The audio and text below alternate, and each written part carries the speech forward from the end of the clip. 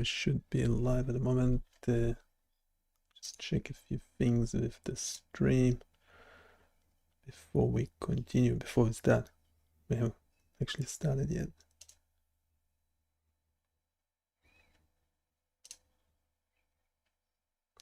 We haven't actually started yet. Just checking my microphone and stuff like that.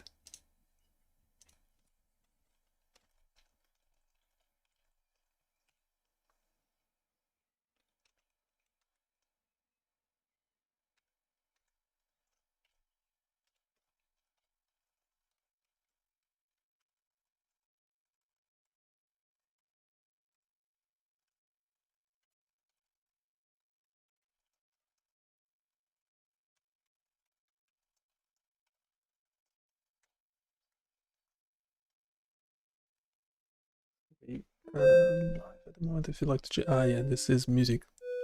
The wrong detection of the wrong hand. Right, we have enough light in here. Wait a sec.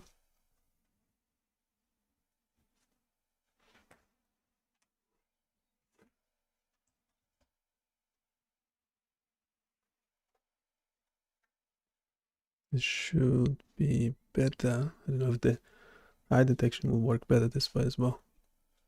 It's too bright in my face.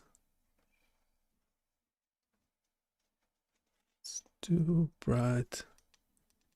Just reduce it to the minimum. Should be okay. It's still better than the light in the room.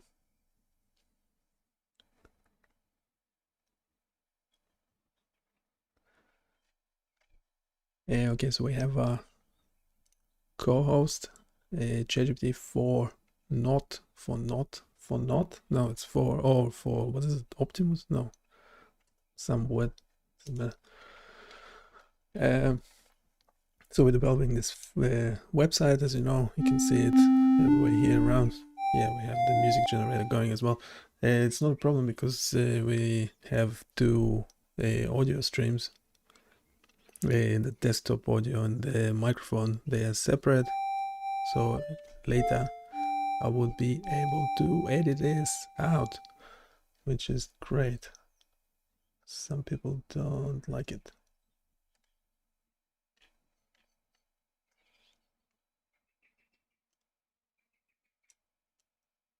If anyone wants to come and chat, we'll just post it somewhere. Biomedical data science. Yeah, we have all this bunch of groups everywhere now on pretty much every social media or something. It's called the biomedical data science.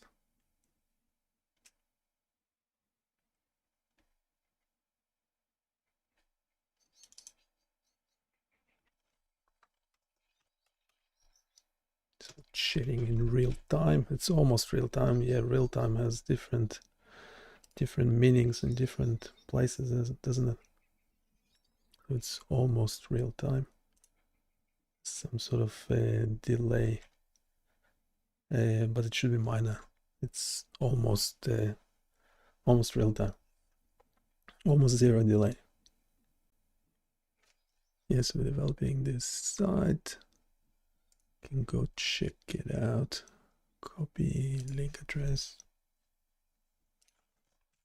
Yeah, and if you want your face to look like mine and generate music out of hands, check out this link as well. Gesture Groove.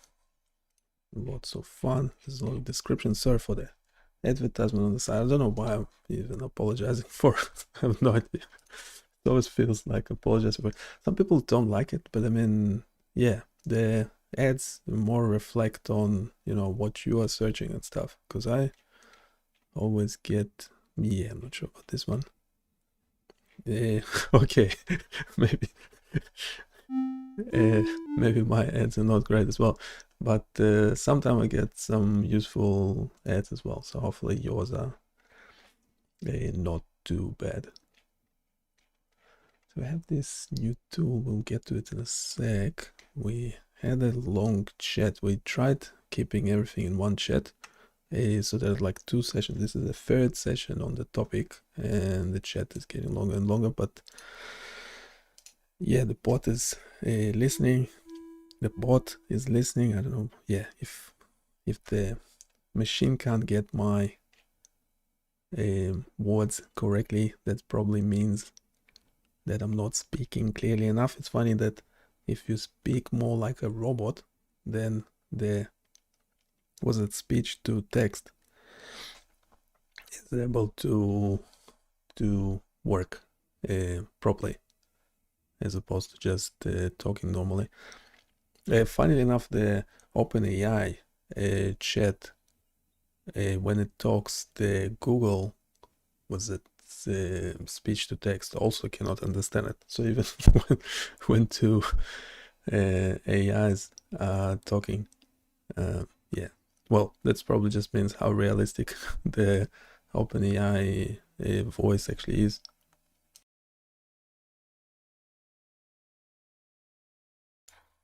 Anyhow, so we are live streaming at the moment. You are co-hosting. So yeah, if you can speak from first person perspective, that would be nice. That would be really nice. We're developing this website. I think you know about it already. If you can give an overview of the site, and also what are we trying to do in this particular discussion with you, that would be great. Just let's see how it goes.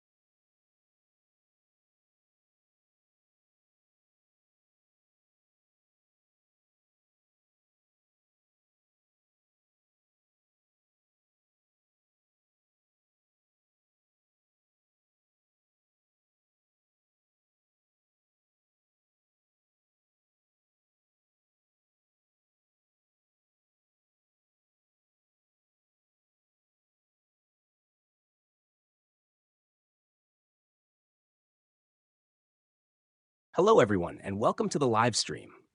I'm excited to be co-hosting today as we continue developing the BioniChaos website, a platform dedicated to creating biomedical data web applications with a focus on gamification and interactivity. Overview of BioniChaos website.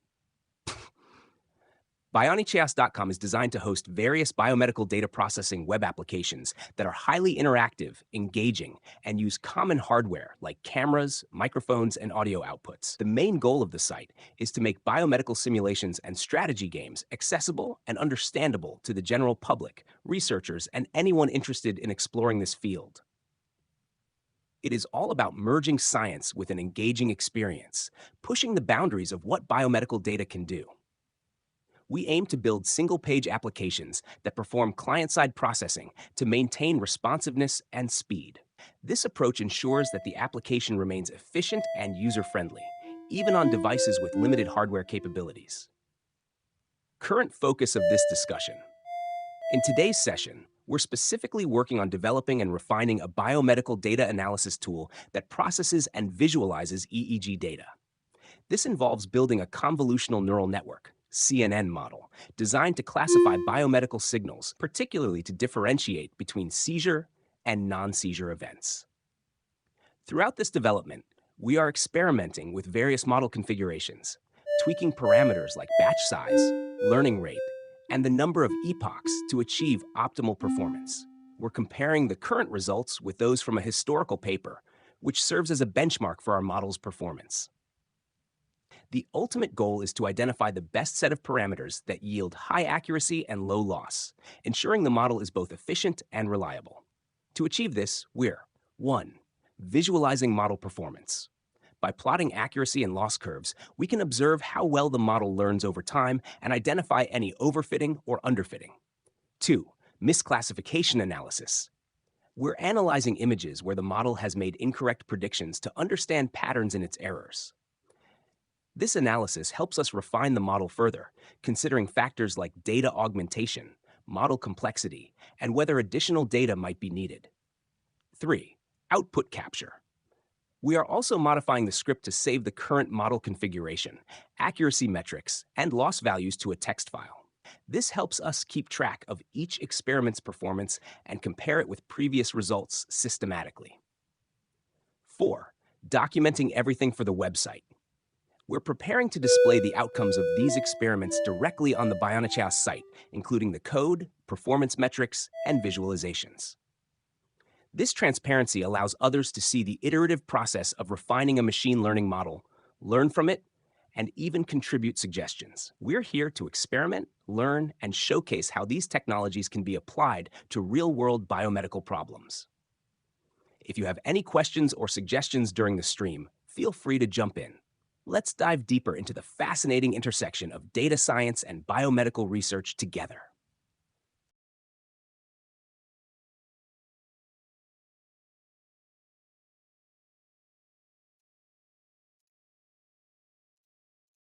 Yeah, okay, so we currently have all the code. I think you should have a copy above. Now in the front page, so we would like to change the HTML essentially to add the results of the model, the code that does the training and performance measurement. And we would like to display confusion matrix as well, which we actually not the code doesn't do anymore at the moment. We would like to add it first. And so what do you think the plan should be? Should we start modifying the description on the front page and give an overview for what this is all about? Or shall we continue with developing the code? We actually have to run the code, so there is a pre-processing bit to the code, and then there is also the review. There is an option for you to review the images, the raw images in the dataset. There's about 600 of these images that we are processing. We would like to eventually explain all the data. Yeah, we'd like to explain everything essentially. Explain the data structure. The project structure is less relevant.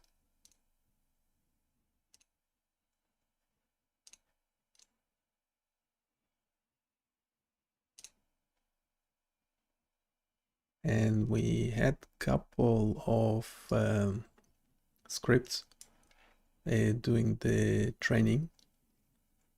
We will need an explanation for the training Python script anyway, and suggestions to improve it.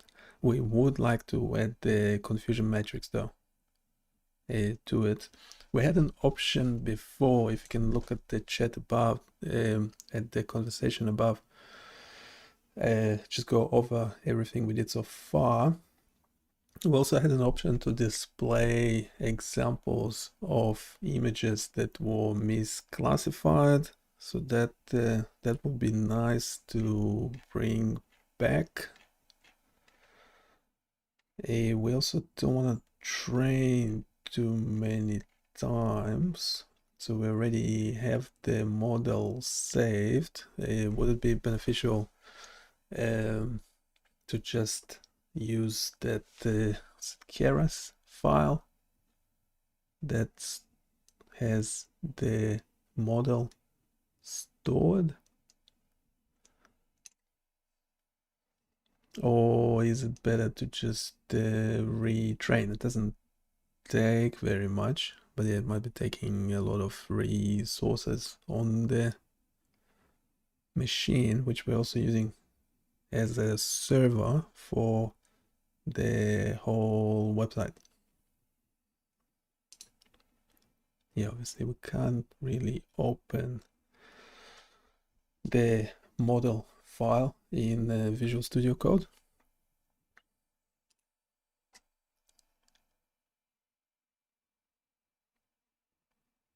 So yeah, if any suggestions as to how we move forward would be great. First person, full sentences, no code yet.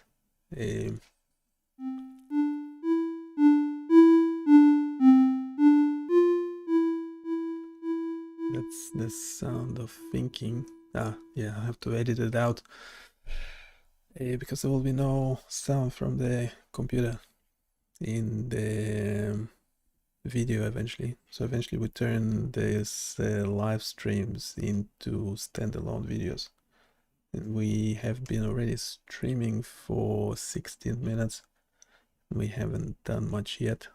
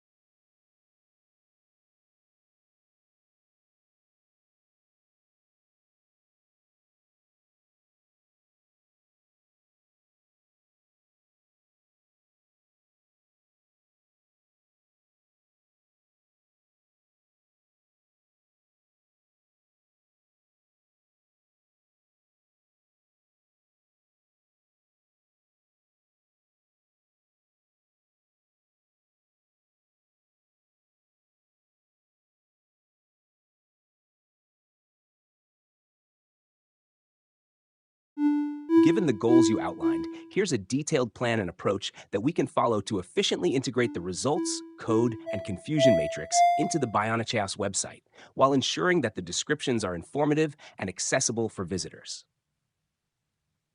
Step 1. Update the front page with an overview. To start, we need to update the HTML on the front page of the website. This should provide an overview of the project, detailing what the model is about, the purpose of the tool, and the impact of the work. Here's how we can structure it. 1. Introduction to the project. Briefly describe the biomedical context, focusing on EEG data, seizure detection, and why this is an important problem to tackle. This will set the stage for the technical content that follows. 2. Description of the model and methodology. Explain the data pre-processing steps, including how the images are loaded, normalized, and fed into the model. This should cover the dataset structure, train, validation, and test splits, and the pre-processing techniques used. Include an explanation of the model's architecture, touching on key layers such as convolutional, pooling, and dense layers, and why this particular structure is suited for the task. 3. Training process. Provide a summary of the training script, highlighting the key parameters like batch size, learning rate, and the number of epochs. Discuss the performance metrics we're measuring, such as accuracy and loss. Mention any special techniques, like early stopping or model checkpoints, that help improve the model's robustness and prevent overfitting. 4. Current results and performance. Add a section that dynamically displays the latest training results, including plots of accuracy and loss over epochs, confusion matrices, and examples of misclassified images. This can be updated automatically each time the model is retrained. Explain the meaning of these results in layman's terms, making it clear what the accuracy and loss tell us about the model's performance. Step 2. Modify the training script to make sure all relevant outputs are captured and saved for display on the site. 1. Add confusion matrix generation. Integrate code to calculate and plot the confusion matrix after the model evaluation. This will help visually communicate how well the model is distinguishing between seizure and non-seizure events. 2. Output model settings and metrics. Modify the script to print and save all current model settings, including batch size, learning rate, and other training parameters. Capture additional metrics like average training and validation accuracy, loss, model size, and training time per epoch. Save these outputs into a text file that can be read and displayed on the website. 3. Display misclassified images. Keep the code that visualizes misclassified examples, making sure it saves the images to a directory that the website can access. This will allow visitors to see where the model struggles, adding transparency and educational value. Step 3. Optimize use of resources.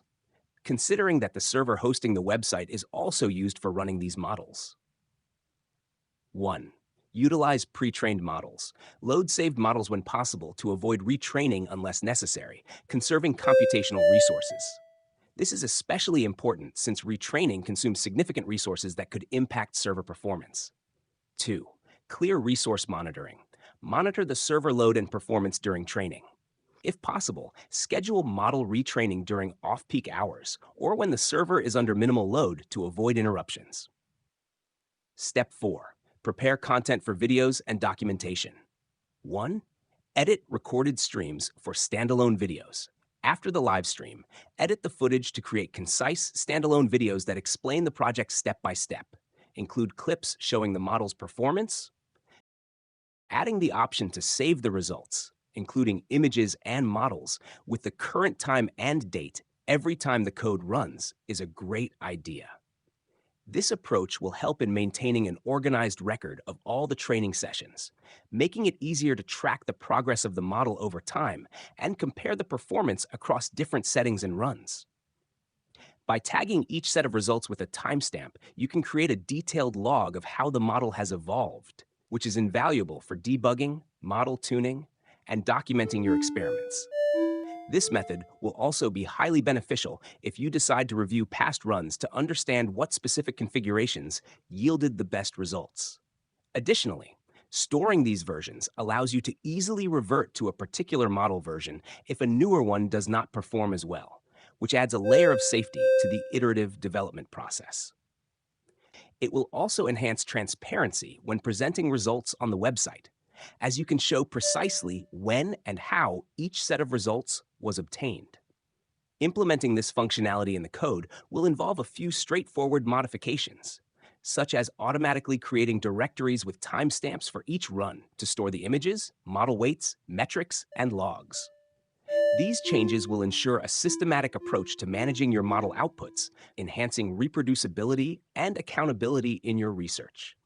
This is especially important for sharing your work with others, whether through your website, videos, or publications, as it provides a clear trail of evidence and methodical progress. Let's move forward with integrating these features. And I look forward to seeing how the updated code reflects this added functionality.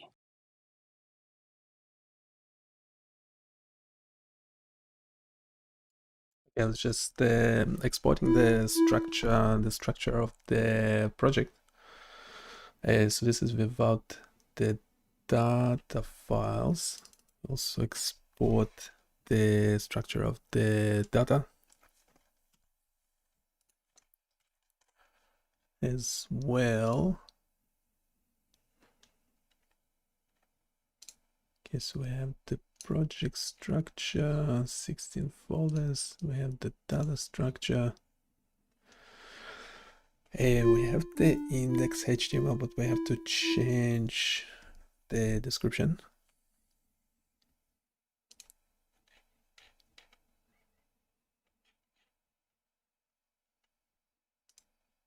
We'll sort out the styling later.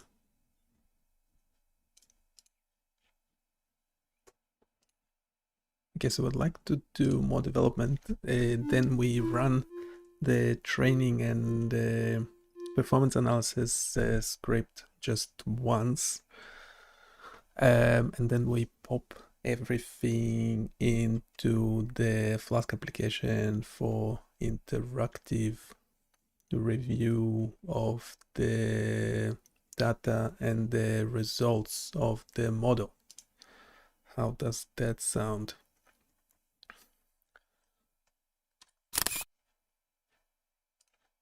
So this is what we currently, the first image is what we currently have as the front panel. We want a single page, a Flask application, Flask.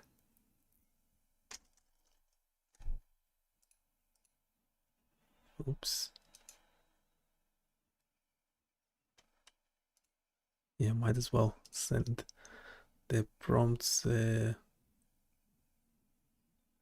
one by one.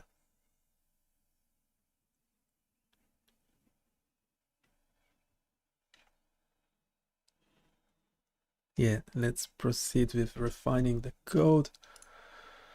So we have this project structure. So we have this project structure. I'll be sharing the data structure next.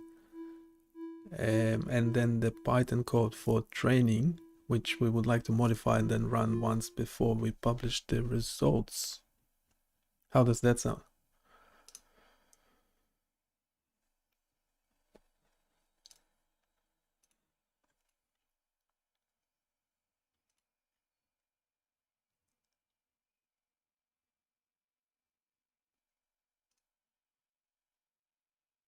Yeah, in the data structure, we'll just display how many files, how many images we have in each set. Test, train, and validation.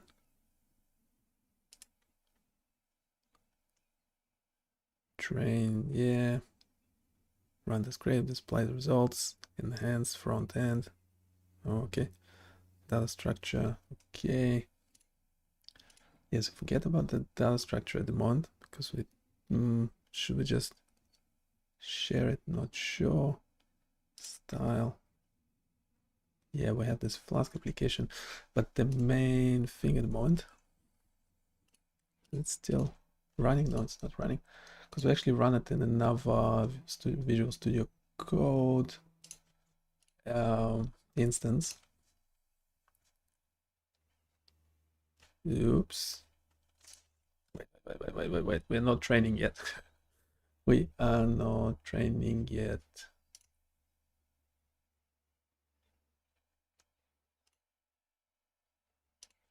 We are not training yet.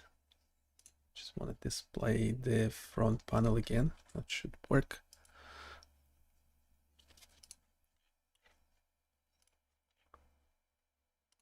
Okay, I'll be sharing the Python code for training the dataset.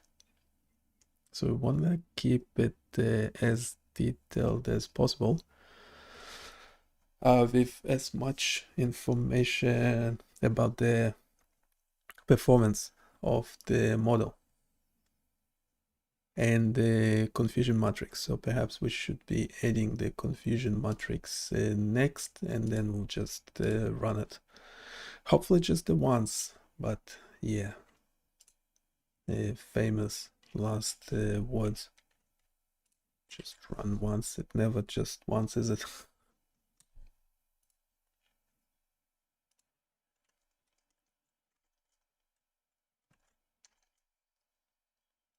Okay, this is the code that we currently have, but first, before regenerating and updating it,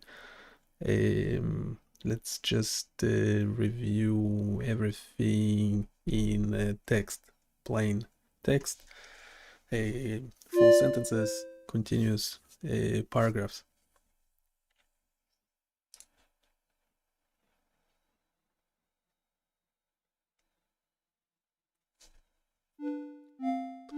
Can generate music while we wait. It's a bit of a form of meditation, isn't it? While the robot is generating. I don't know why my camera keeps refocusing or something. It's a bit weird, but must be too dark in the room or something. You'll have to edit stuff out later.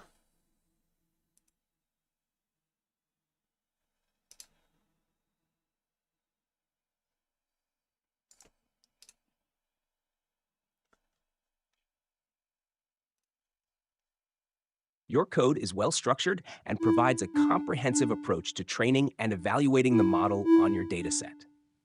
Here's a summary of what the current code does and suggestions on how to proceed. Tash, overview of the current code. 1. Data loading and pre-processing. The script begins by defining directories for training, validation, and test datasets, loading images from these folders and resizing them to the specified dimensions. The images are then normalized, and labels are one-hot encoded for the model's classification task. 2. Model definition and compilation. The code defines a sequential convolutional neural network, CNN, model with 2 convolutional layers, max pooling, flattening, and dense layers, ending with a softmax activation for binary classification. The model is compiled using the stochastic gradient descent (SGD) optimizer with specified learning rate and momentum settings. 3. Training with callbacks. The model is trained using the FIT method, incorporating callbacks for model checkpointing, saving the best model based on validation loss, and early stopping to prevent overfitting. 4. Performance metrics. After training, the script evaluates the model on the test set, prints the average training and validation accuracies, losses, and the time taken per epoch. It also calculates the size of the trained model in MB. 5. Visualization. The code plots accuracy and loss over the epochs for both training and validation, which provides visual feedback on how the model is learning over time. 6. Misclassification analysis. The model makes predictions on the test set, identifies misclassified images, and plots a subset of these images with their true and predicted labels, helping you understand where the model struggles. Recommendations for further enhancements. 1. Confusion matrix. To add a confusion matrix, you can use sklern.metrics.confusionmatrix to calculate it and matplotlib to visualize it. This will provide deeper insights into how the model performs across different classes. 2. Saving results with timestamps. To save images, metrics, and models with timestamps, modify your file saving commands to include the current date and time. For instance, you can append time.strftime sent mm to hms to file names. 3. Output and logging. To capture terminal output, you can redirect print statements to a log file by setting up Python's logging module. This would help keep track of every run without losing crucial performance data. 4. Single execution strategy. Since you aim to run the training script once and deploy, ensure all hyperparameters are fine-tuned, and consider using the best model based on validation metrics rather than retraining unless necessary. It's wise to test on smaller subsets first to confirm that the training completes without errors. 5. Integration into Flask application. Once the training is complete, the next step is to integrate the results into your Flask application. The data can be dynamically loaded into your index.html page using JavaScript, or you could use Python's Jinja2 templating engine to populate results directly into the HTML. This detailed approach will ensure that your training process is transparent, your performance metrics are thoroughly documented, and the interactive presentation on your Flask application will provide a clear, engaging experience for users reviewing the model's performance.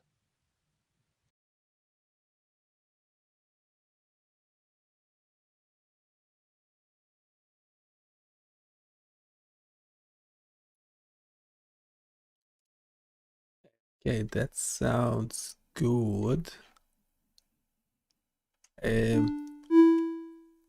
So we're adding confusion matrix. That sounds great. Yeah, matplotlib, we're happy with that. sklearn, yeah, so apparently it has confusion matrix options to it. That sounds great. Saving results, yeah, we would like to save all the images into the current folder.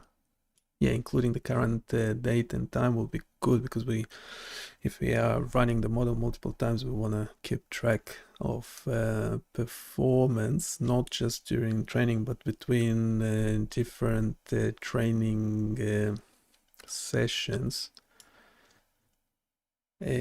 Terminal output, yes, we would like to save essentially everything the model produces at this stage will be good. We'll see what's relevant out of it for publishing on the site as a Flask application. We, by the way, want the Flask application to be interactive, but we will deal with it later, with how we actually display the result. Single execution strategy. Yeah, well, ideally we'll just run the training script once and deploy. Well, by deploy, what do you mean by deploy? We're not deploying the model. We just would like to publish the results in an interactive fashion. Yeah, it's the problem with transcribing.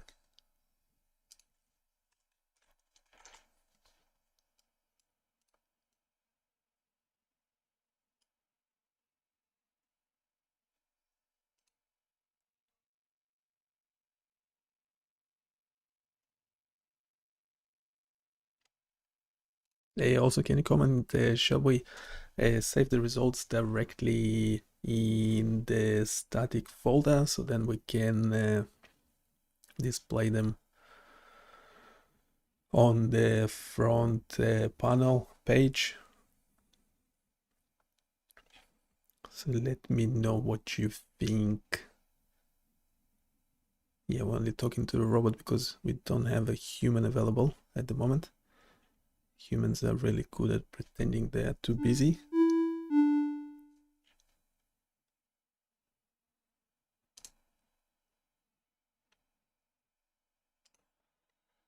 Let's see what we can do. So currently that's what it looks like. Yes, we have some results of the model in the text, but we would like for them to be more interactive. And while it's generating 2 responses, so why you could check the tools that we currently have available for you on the site.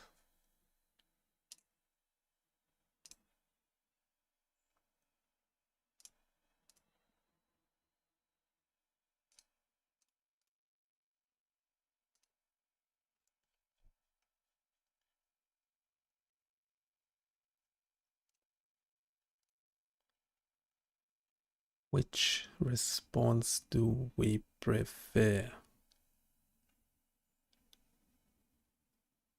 Yeah, next steps are good.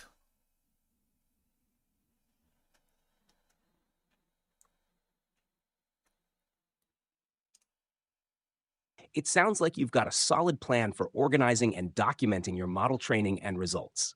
Let's break down what we've discussed and how to move forward. Adding the confusion matrix. We can integrate Sklearn's confusion matrix function and Plotly for visualization into your code. This will allow you to visualize how well the model is performing across each class, seizure versus non-seizure.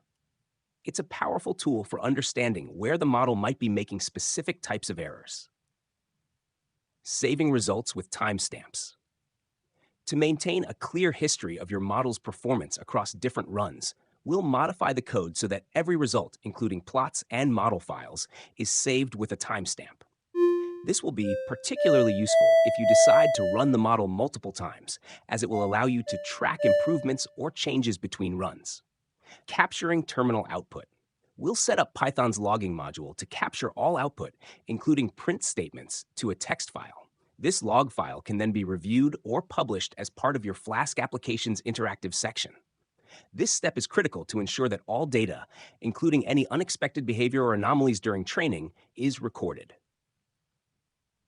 Deployment strategy. When I mentioned deploy, I was referring to finalizing the model and its results for presentation, rather than deploying the model for inference in a production environment. In your case, deployment involves integrating the results, performance metrics, and visualizations into your Flask application. This will allow users to interactively explore the data and results. Saving results to the static folder. Given that your Flask application will serve static files for user interaction, it makes perfect sense to save all generated images, model files, and logs directly to a designated directory within the static folder.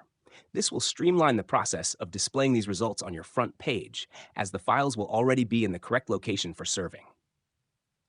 Next steps. 1. Modify the code for confusion matrix. I'll update the code to include the confusion matrix using Plotly and save this plot alongside your existing accuracy and loss plots. 2. Implement logging. I'll add a logging mechanism to capture all output into a log file. This log file will also be saved with a timestamp. 3. Save all outputs with timestamps.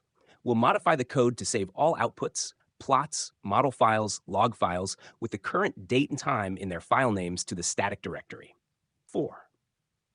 Integrate into Flask. Once everything is in place and we've run the training script, we can start integrating the outputs into your Flask application. This plan will allow you to run the training script once, ideally, and then focus on integrating the results into an interactive web application. Let's proceed with these changes in your code to achieve the desired outcome. I'll begin by updating the code to reflect these additions.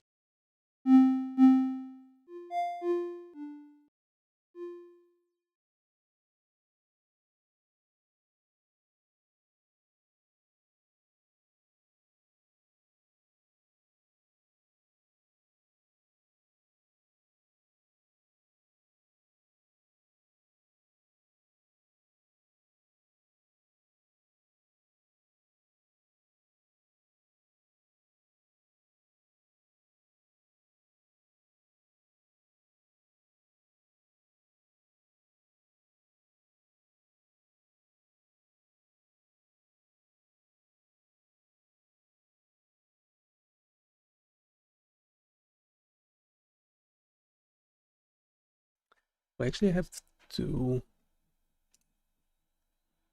we actually have two versions of the training code. One is original paper model as described a couple of years back, and modified the parameters for the model, and they give surprisingly they give different results. I'm not sure if we should be going into the details and the differences between the two.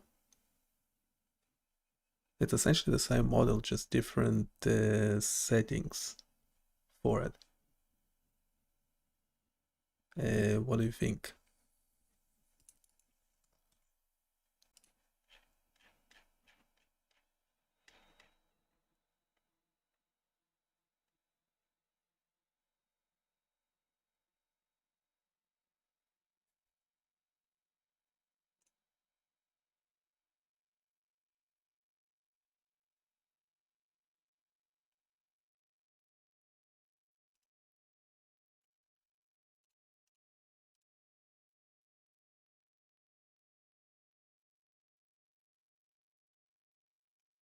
Yeah, we essentially it removed all the commented out bits, but this were all the other settings for the model that we have tried.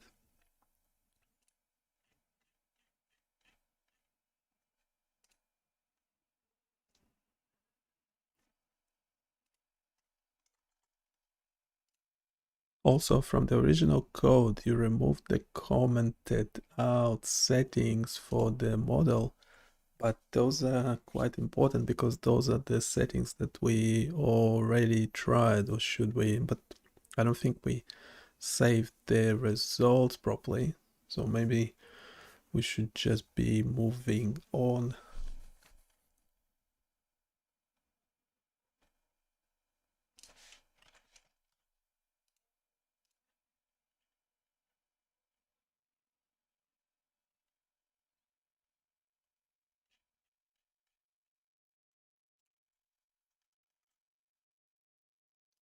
Can you do quick responses without any fluff? That would be great.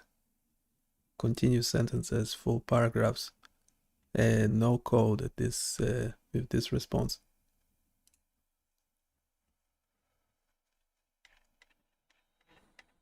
Okay, so we have updated code.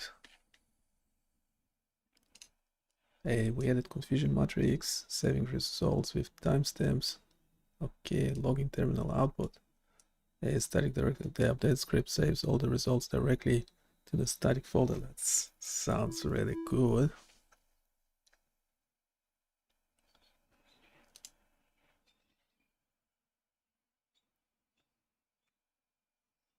Should we just have a new file?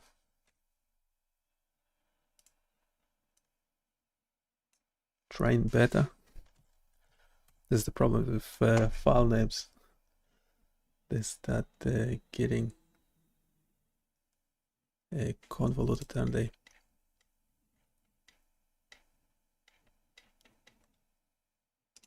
train beta. In the previous version, we had a whopping 235 lines of code. Okay, and this is shorter.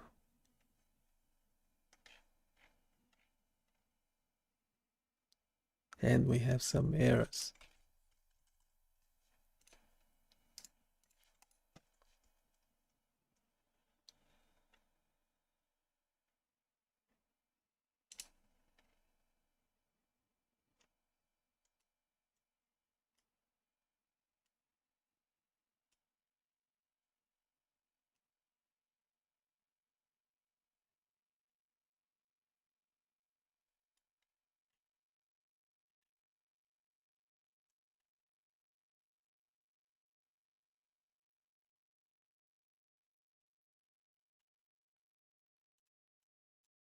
Yeah, it stuffed something up at the end of the code generation.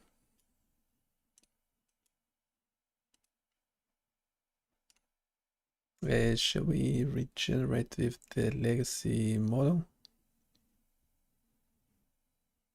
No, let's generate with the current model. See if it can do any better.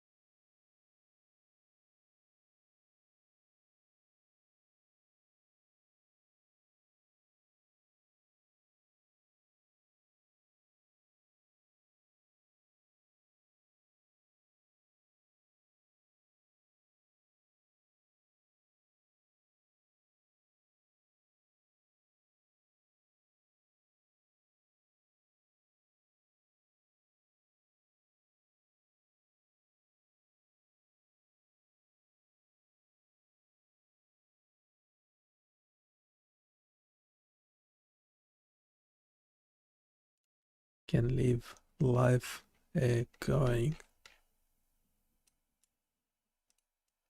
So we're adding confusion matrix. We already have Plotly.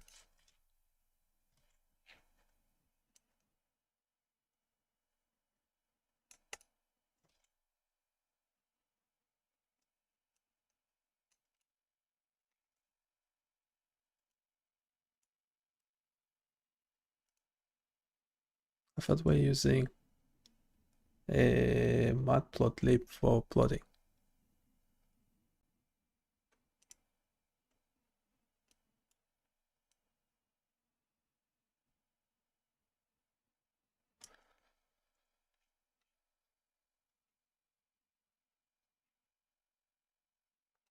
Didn't we say we're using matplotlib for plotting?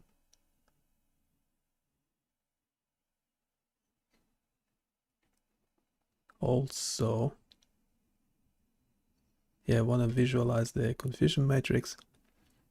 Save it into a static folder as an image with a timestamp. That sounds good. Yeah, save all the other outputs.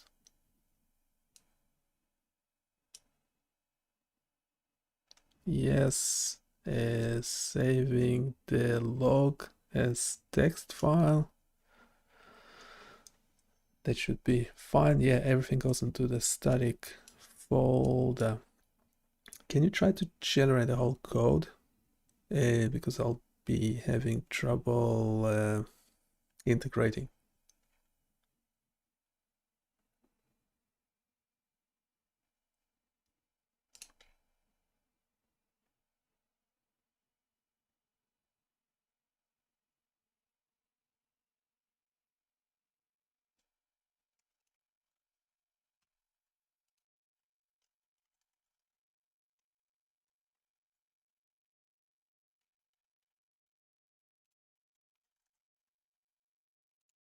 This is the code we have so far, and also perhaps keep the commented out model settings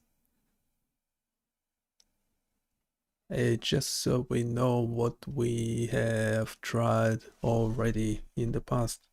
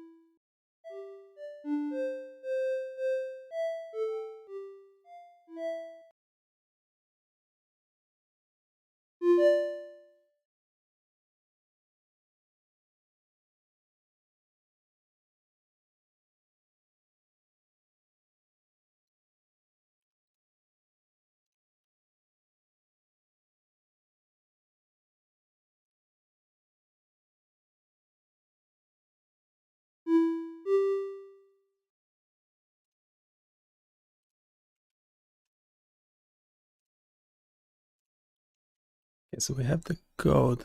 It's stuffing something up at the end. Why is it generating? Why are we generating the whole code again or something?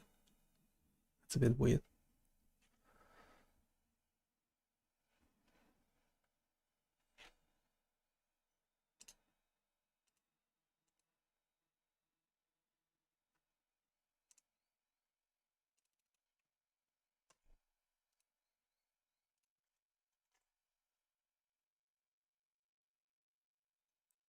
Yeah, once it starts hallucinating.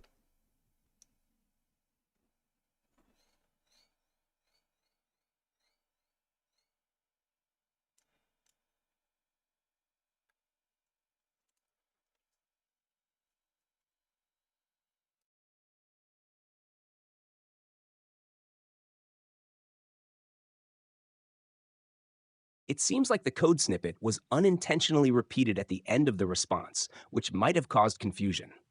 The intention was to provide the complete updated code with all requested modifications rather than generating it twice. To keep things clear, here is an outline of what the code does. 1. Logging and saving output. The code saves all outputs, including model performance metrics, accuracy, loss values, and confusion matrix, into the static folder with timestamps. This ensures all results are easily accessible and can be used for displaying on your Flask application. 2. Confusion matrix visualization.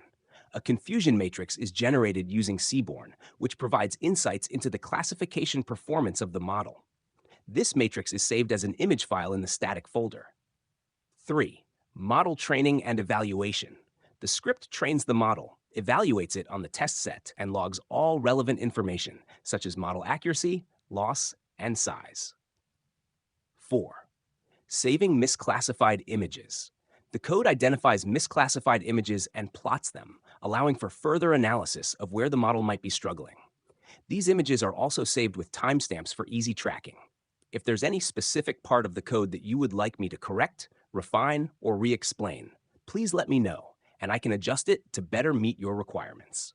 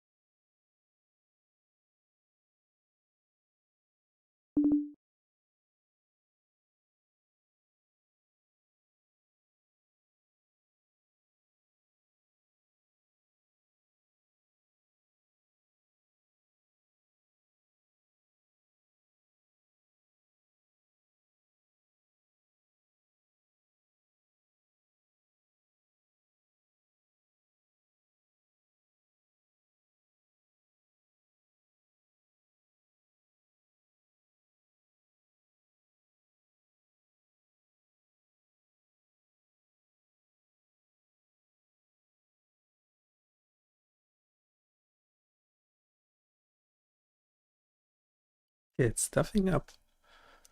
It is stuffing up when you continue generating.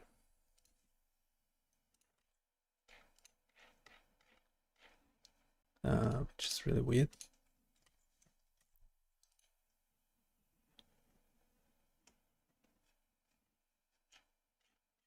Yeah, the problem starts from confusion matrix.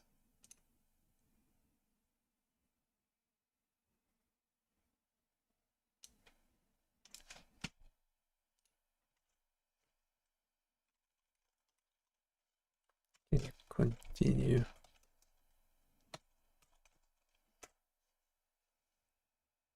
From this point has a new prompt. There's something going on when regenerating when continuing generating.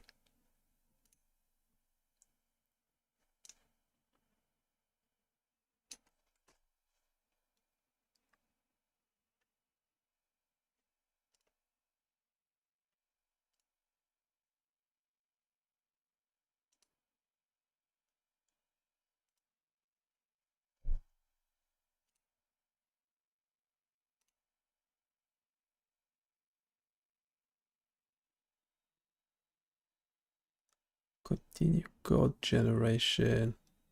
Yep. Is it onto it? Not hallucinating too much. Saving figure, yes. Yes, so we have the saving directory, which is the static folder of the Flask application. So we could publish it on the front page. It will look something like this. Well, that's what we already have, but we're adding the results of the model training.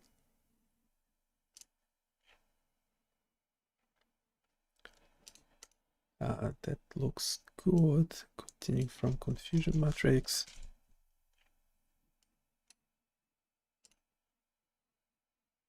Okay, we're having a few. The linter is complaining.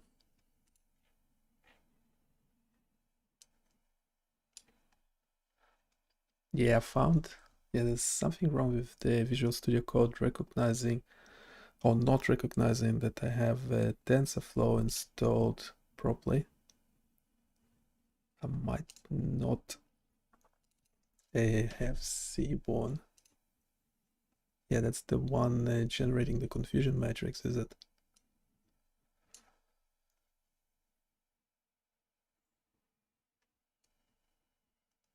Solve this quickly. This is the kind of stuff GitHub Copilot should be good with.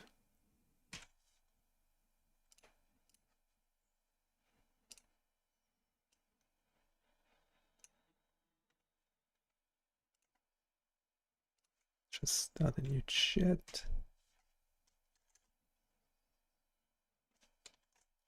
Will give us a generic installation, but we would like to install Seaborn globally.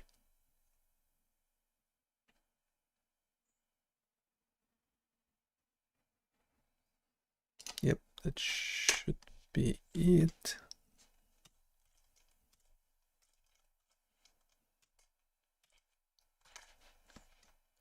We need a password because everything is super secure.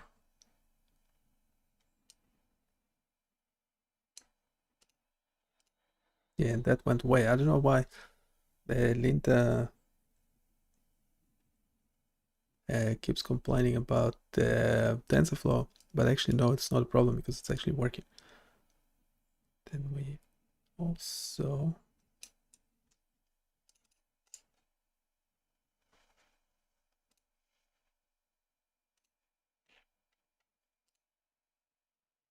okay, the misclassified.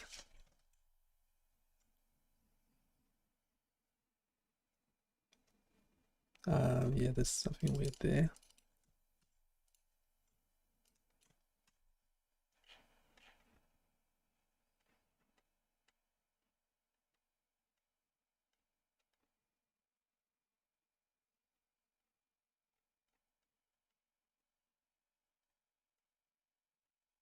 Okay, now I'm suspicious of it.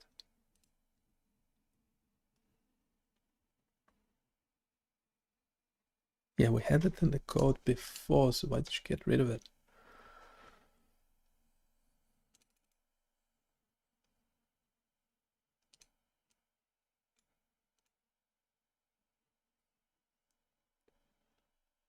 Yeah, we need to check that bit.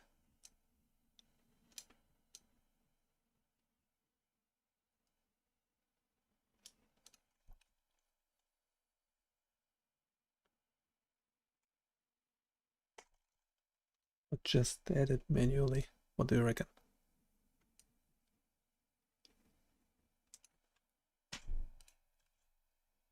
What do you reckon?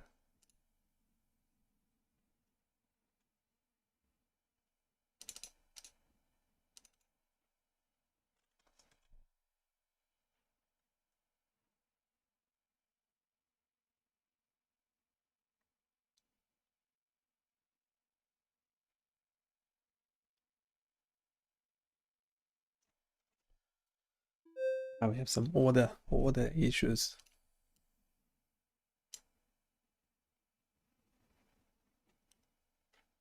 You just forgot about it, didn't you?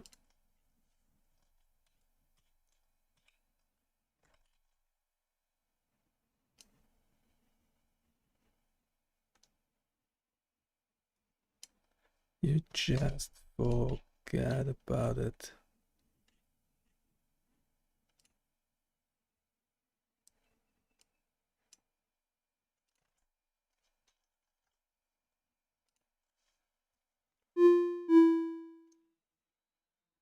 What's detecting a hand on my ear? It keeps doing it. I have to fix it at some stage. Well, ideally someone will just fix it for me. The robot or a human robot.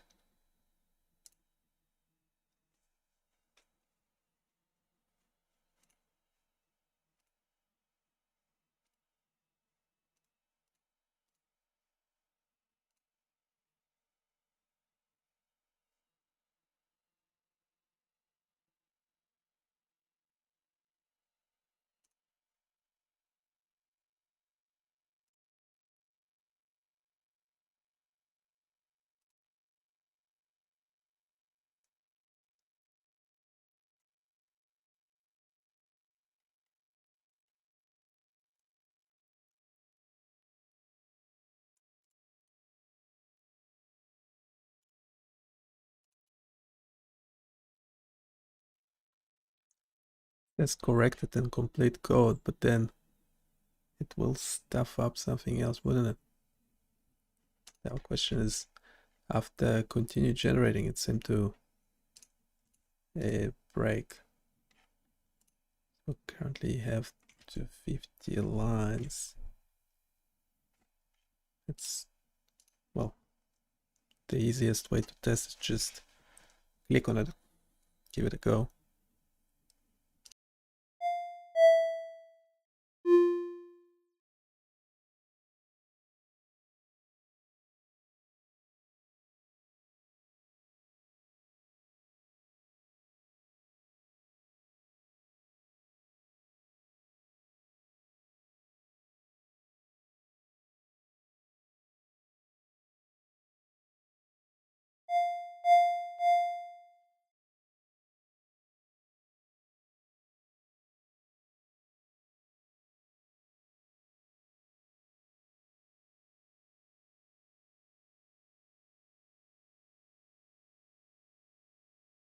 Because the problem is that a Python thingy.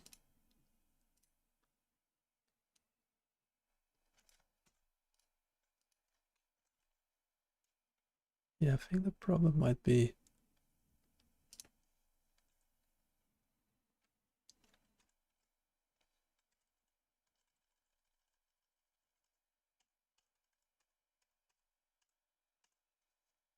just this funny, that funny business. Okay, the linter is not complaining anymore.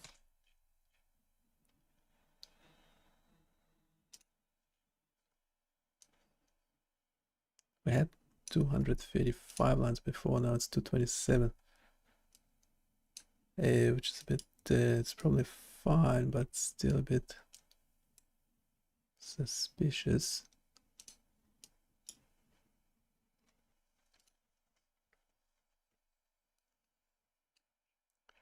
Yeah, I told it to keep all the parameters.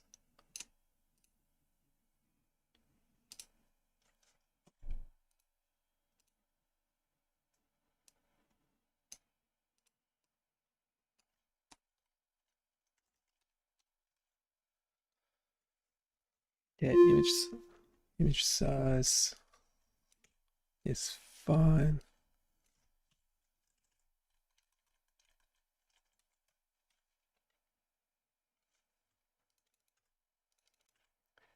Page size 32, 30 epochs, initial learning rate.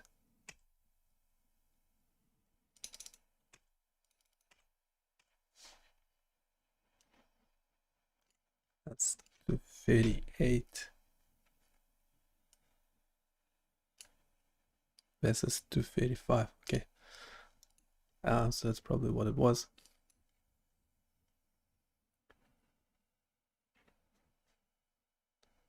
I'm expecting errors. Do we expect errors? Hope not.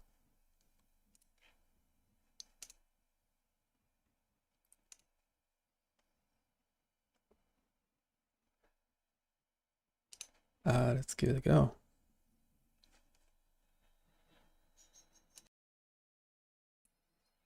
So we are training. Should have. Okay.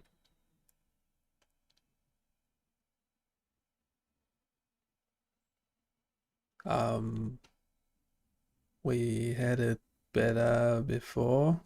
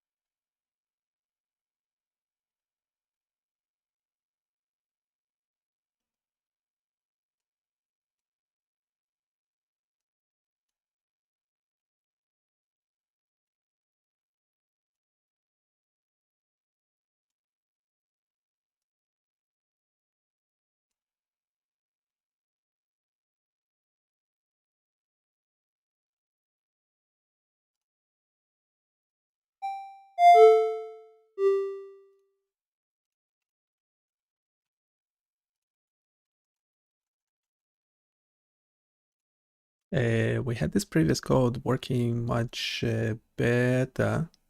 What are the main differences between the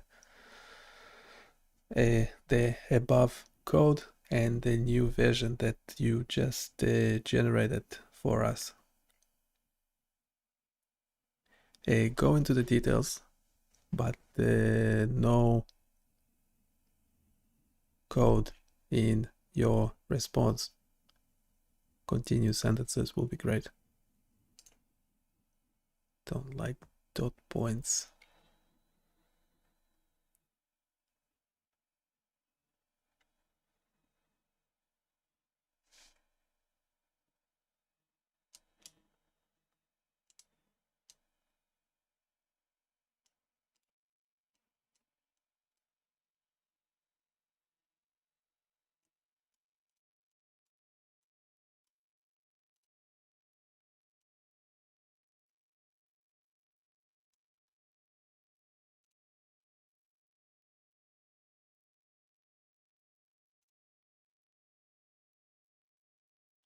Yeah, we do have a results folder.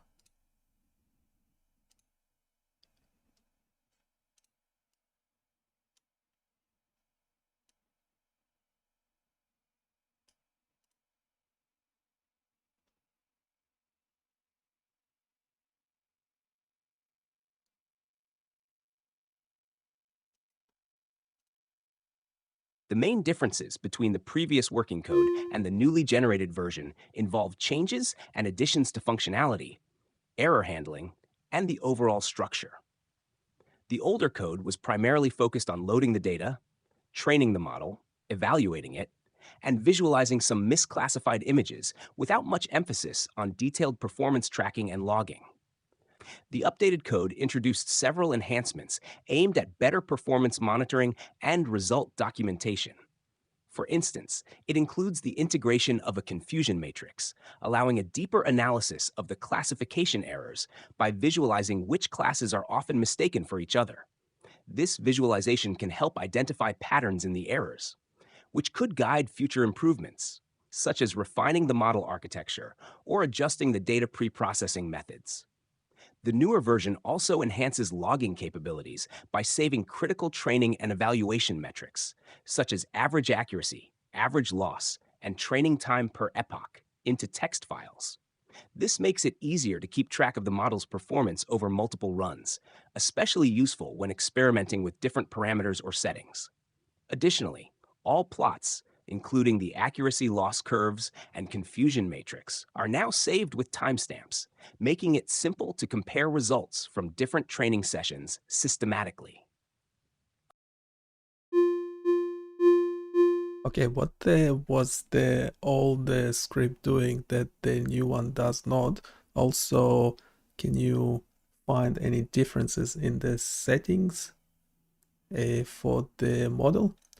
Also, from memory, the older code was actually checking the number of images in each folder. Where is that bit? Can we bring it back?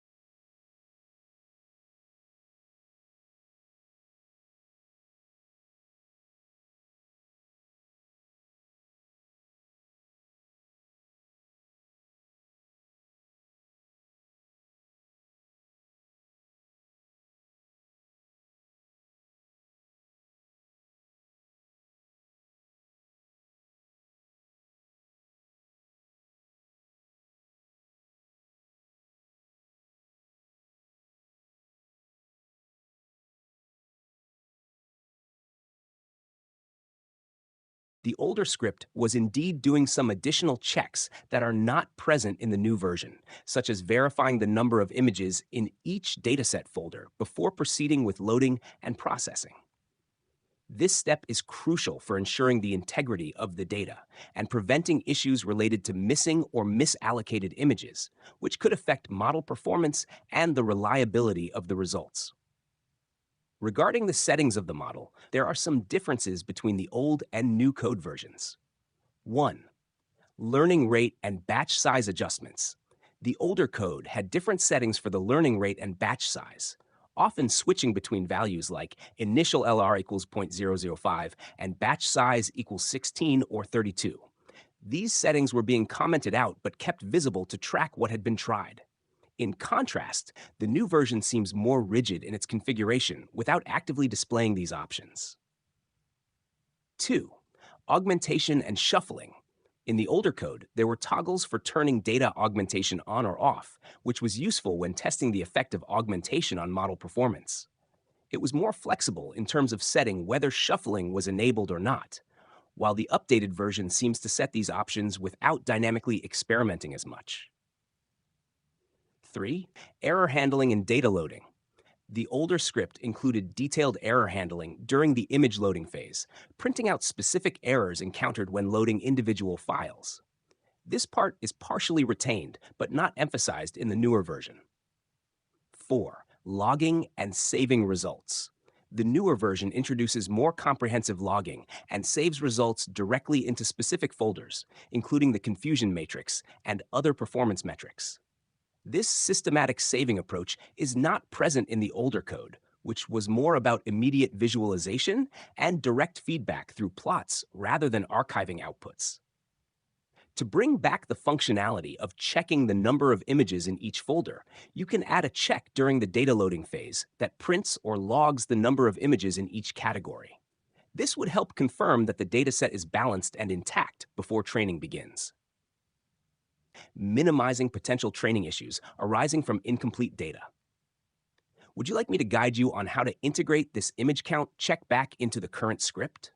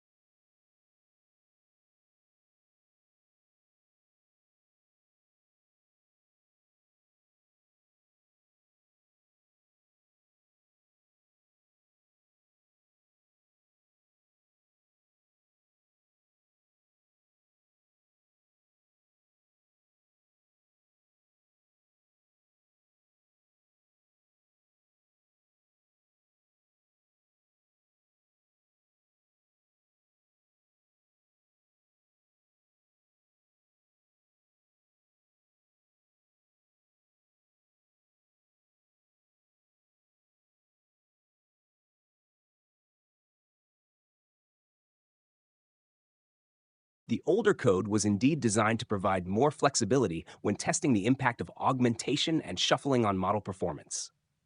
By having toggles for augmentation equals true or false, and shuffling equals true or false, the older setup allowed for quick experimentation to observe how these parameters affected training results.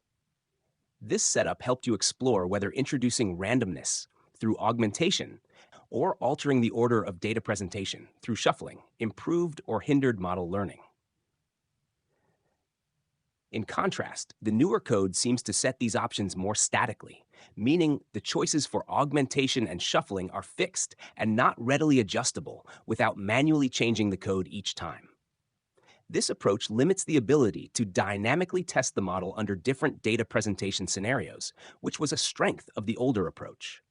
Experimenting with these settings is particularly valuable because 1. Augmentation impact. Augmentation introduces variability in the training images, e.g. rotations, flips, shifts, which can help the model generalize better by not overfitting to the specific features of the original dataset. Being able to toggle augmentation on or off easily allows you to see if this additional variability genuinely benefits model accuracy. 2. Shuffling impact. Shuffling changes the order of the images presented to the model in each epoch, which can prevent the model from learning the order of data rather than the data patterns themselves. The ability to switch shuffling on or off quickly was useful to evaluate if the sequential order in which images were shown had any unintended effects on training. In short, the older code's flexible approach provided a richer environment for iterative testing, which is ideal when fine-tuning model parameters. Reintroducing the augmentation and shuffling toggles in the current script could restore this valuable experimental capacity, enabling a more dynamic and adaptive approach to refining model performance. Would you like to modify the current script to reintroduce these toggles for easy adjustments during training?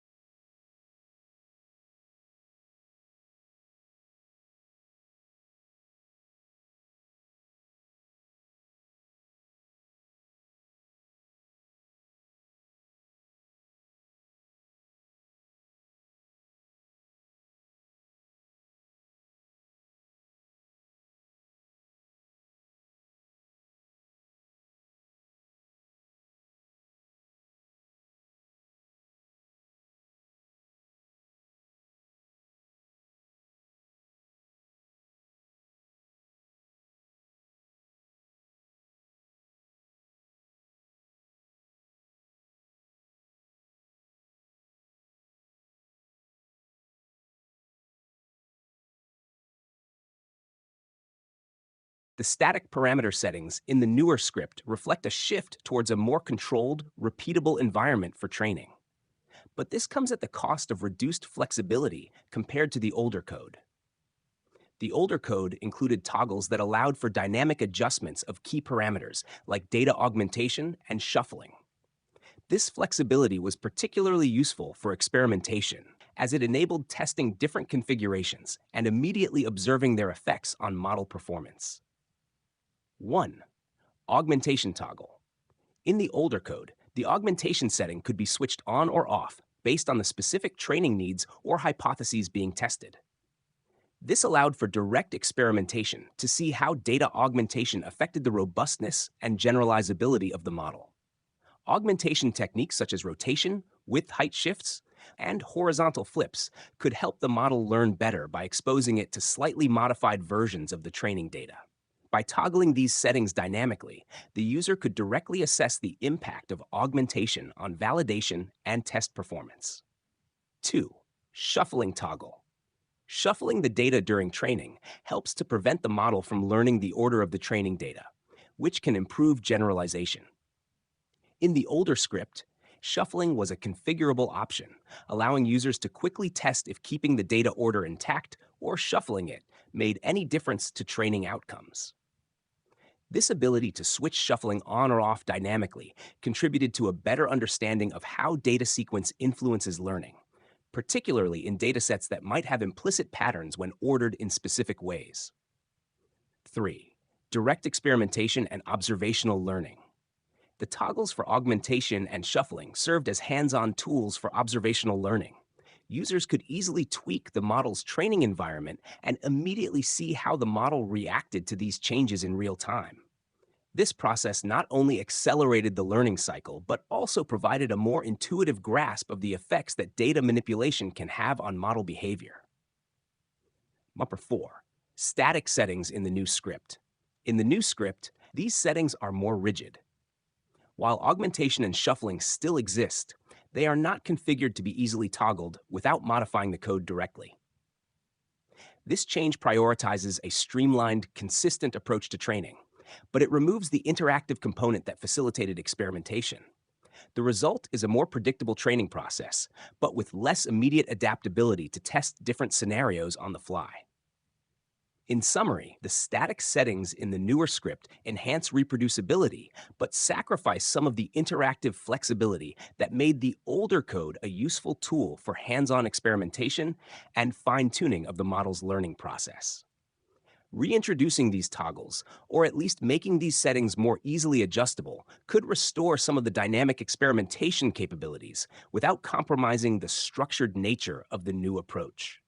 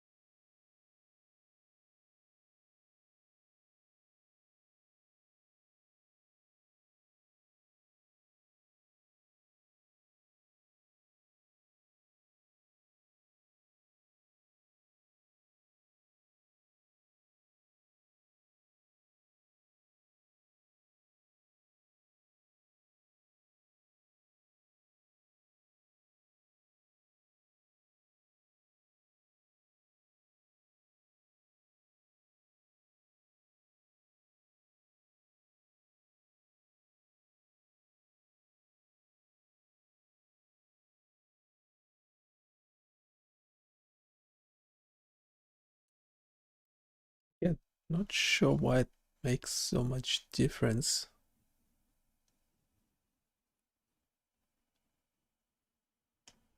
But it's eventually able to train, getting up to 86 overall.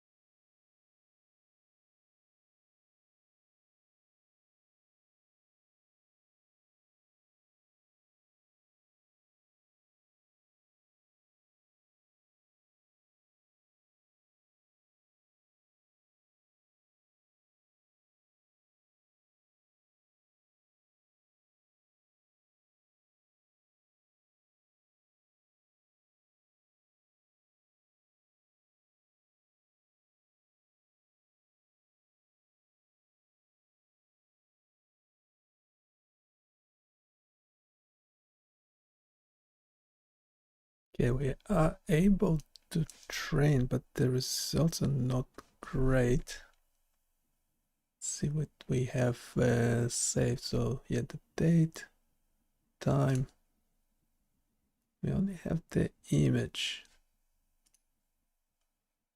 Okay, if we close it, right, we have the confusion matrix. So a true label, predicted label.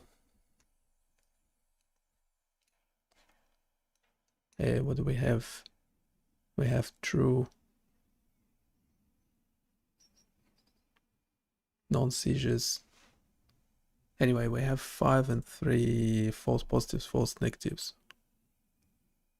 So false negative will be when it's when it's a non-seizure and the prediction is seizure, that's a false positive. So we have 3 false positives.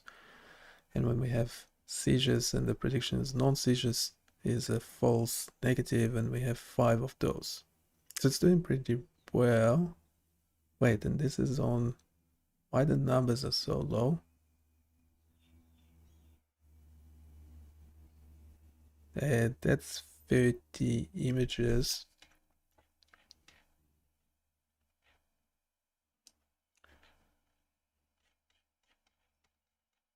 And that's just based on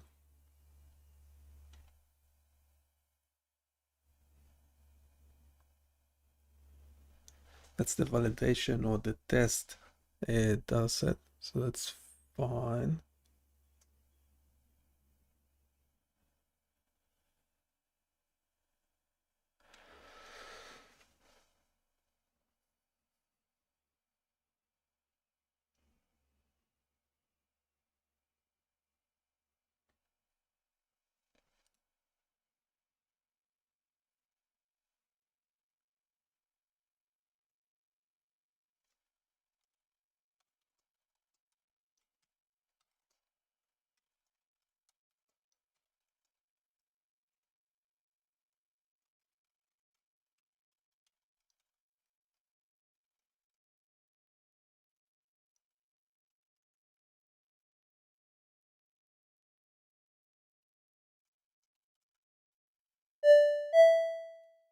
There's a false detection of my hand on my ear.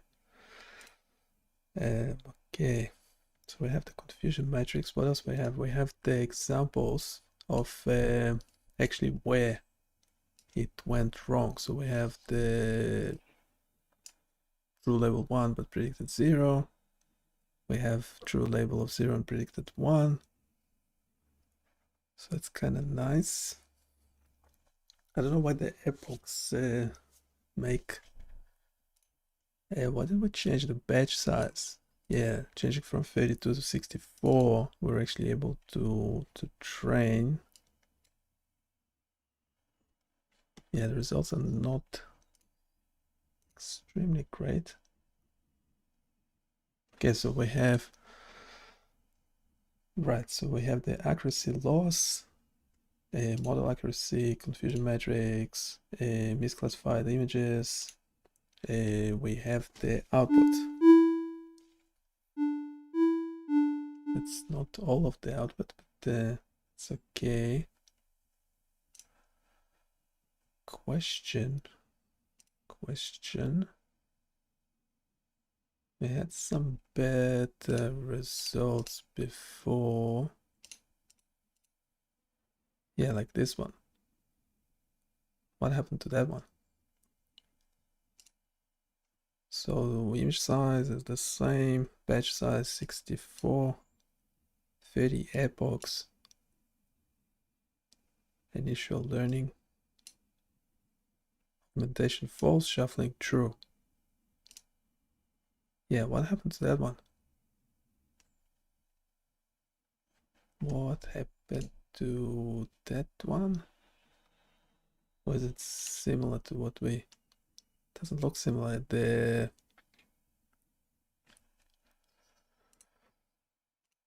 learning is happening quicker.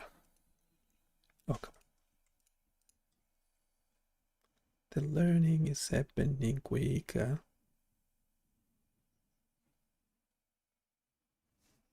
Question is, why is that? Considering we have the same settings.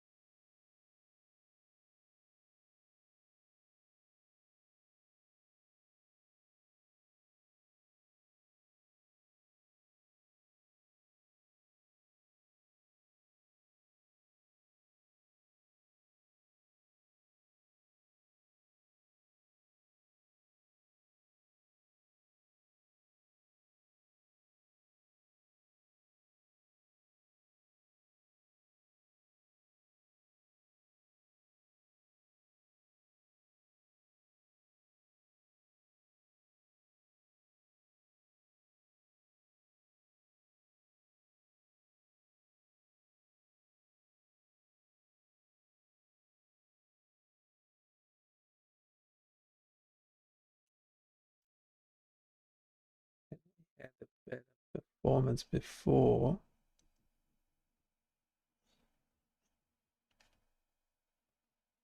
So I'm not sure why is that. Oh, in the training log, we need to save the settings of the current model.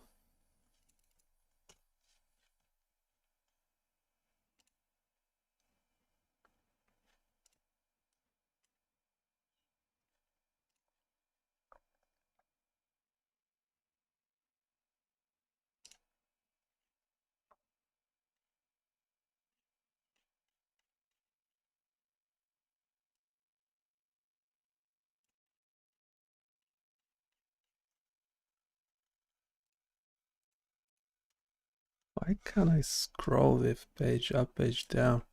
Yeah, by the way, those are the results.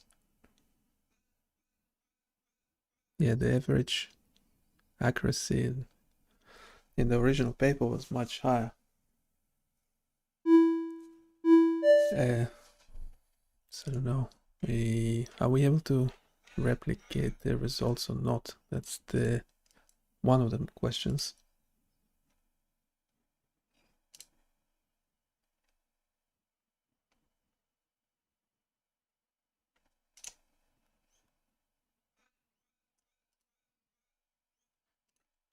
Yeah, we currently get to fairly high accuracy of the model, but from memory we had a higher learning rate with some different settings before. So a couple of things. First of all, in the log, for the training log, we would like to save all the current settings for the model. So for example, currently we are getting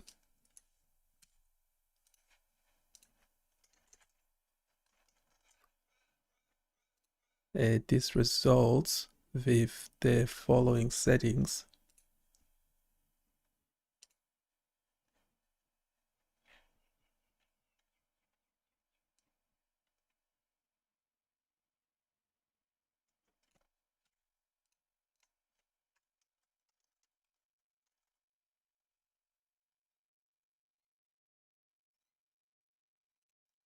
So we'd like to adjust the code to log the settings for the model. And also, can you check in the conversation above, when did we have higher performance? What was the best performance with what specific settings?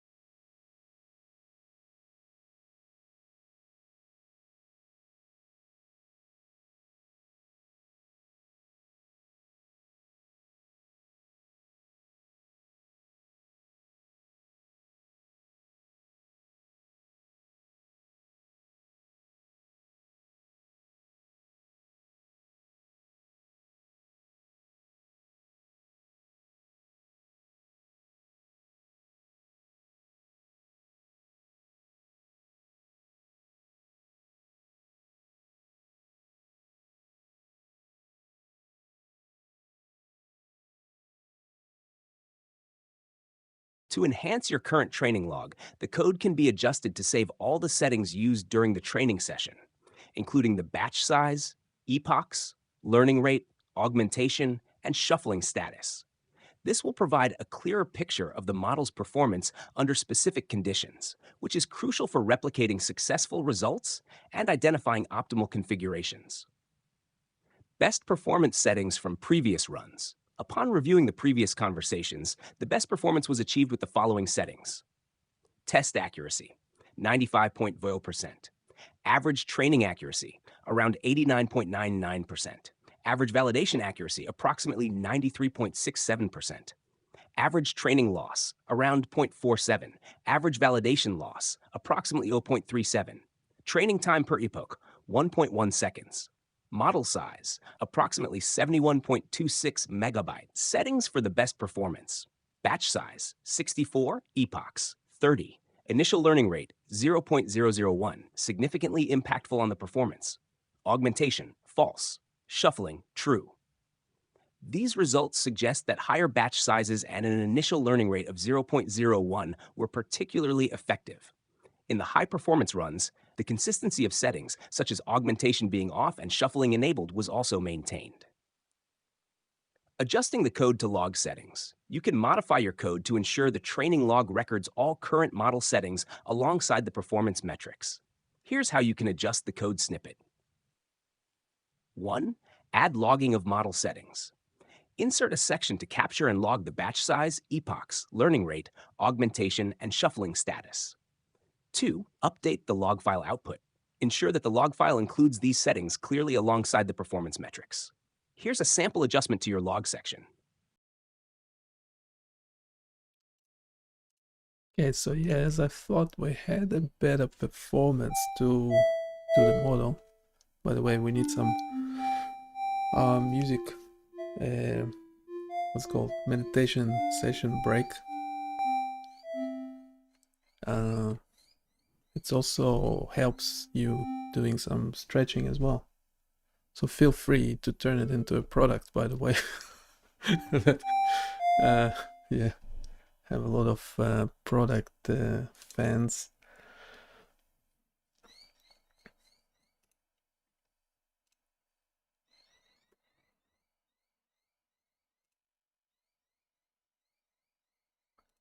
A lot of product fans. So yeah, write a business plan for it, so on and so forth. You can get ChatGPT to do it, by the way.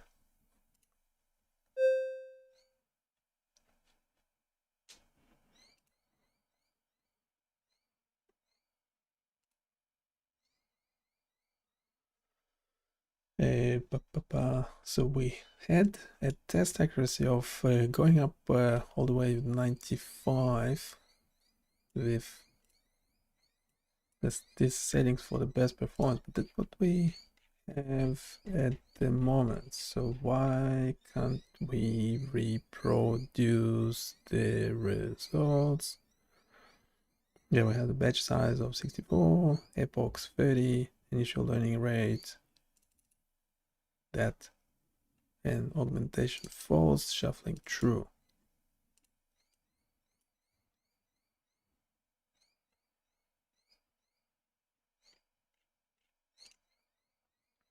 I was getting 95% test accuracy with average training accuracy at almost 90%.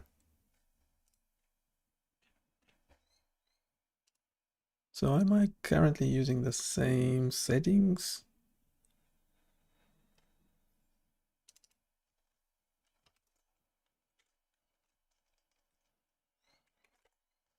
Just go step by step.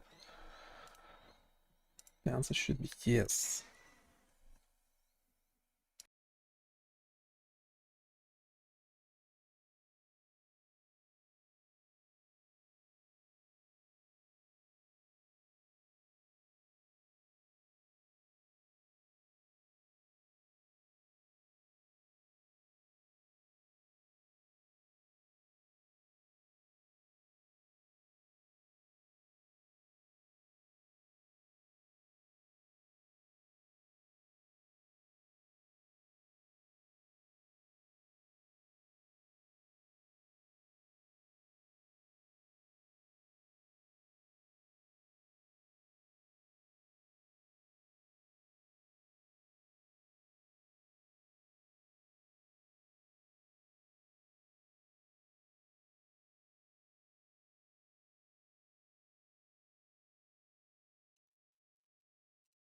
Okay, so I achieved those higher scores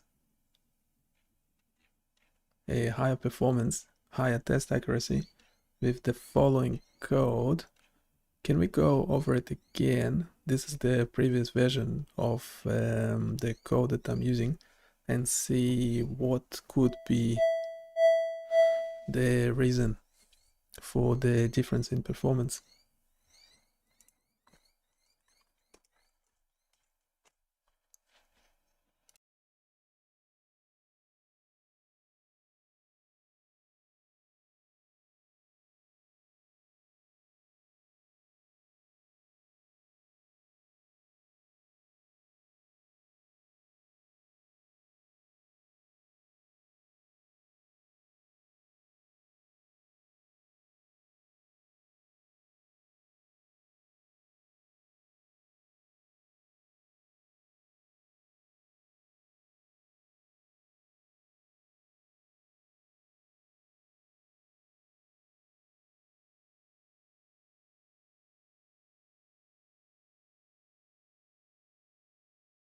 The differences between the current and previous versions of the code that might account for the changes in model performance could be subtle, but a few potential factors could have a significant impact. 1. Batch size and learning rate. Both scripts use a batch size of 32 and an initial learning rate of 0.001, which should, in theory, provide similar results. However, the interaction between these parameters and the dataset can result in slight variations in performance, especially if the model converges differently during training. These parameters appear consistent, so the main difference in performance likely isn't directly due to these settings. 2. Augmentation and shuffling. In both versions, augmentation is turned off and shuffling is enabled. However, shuffling can introduce variability in the order of the data batches during each epoch, which might lead to differences in how the model learns over multiple runs, even with the same random seed set. This effect, although generally minor, could still slightly influence model performance across training sessions. 3. Training and validation steps. The training and validation steps per epoch are calculated as the floor division of the dataset size by the batch size, which is consistent in both versions. However, changes in how these steps are managed or any internal differences in the implementation of the data generator might cause minor variations in learning dynamics. 4. Model checkpoints and early stopping. The code includes callbacks for model checkpoints and early stopping, which are configured to monitor validation loss and restore the best weights. Any slight differences in how these callbacks are triggered could affect the final model saved. For example, if early stopping was activated differently due to small fluctuations in validation loss, the final saved model might be based on a slightly earlier or later point in training. 5. Random initialization and data loading. Even with seeds set for reproducibility, there can still be some variability due to factors like how data is read from disk, the exact order of data points when shuffling, or slight variations in computational efficiency during model updates. This can lead to minor but noticeable differences in accuracy or loss metrics between runs. 6. Environmental factors and hardware load. Differences in performance could also be attributed to environmental factors like background processes on your machine, available memory, and other computational loads that affect TensorFlow's performance. These external factors could lead to slight inconsistencies between runs. To improve consistency in performance, you might consider running multiple training sessions with the exact same settings and averaging the results. Logging the specific settings used during each run, including the state of augmentation and shuffling toggles, can help identify patterns or anomalies. Additionally, confirming that the model is always loading the same set of best weights, especially with early stopping enabled, can ensure that slight variations in saved model performance are minimized.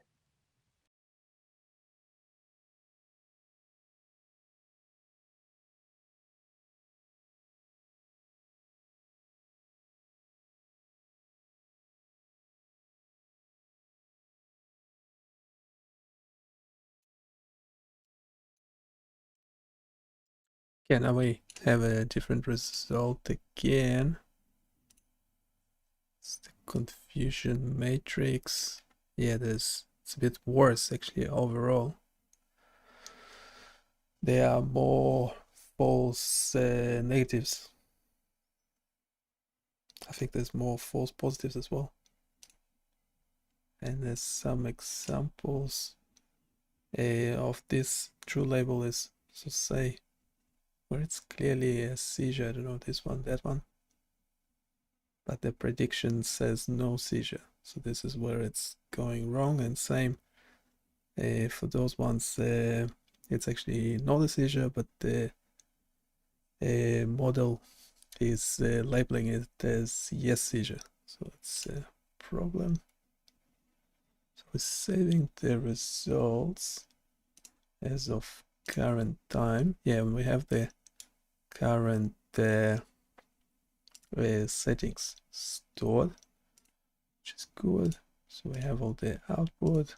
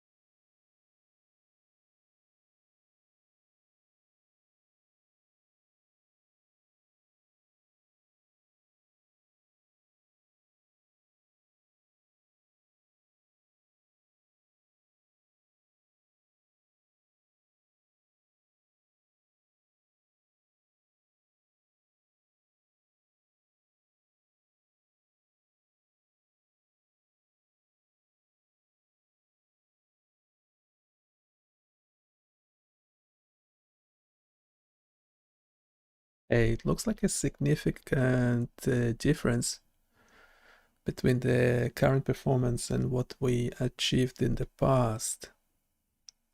Can we go over the details again in continuous sentences, full paragraphs, without any code? Just go over the conversation above.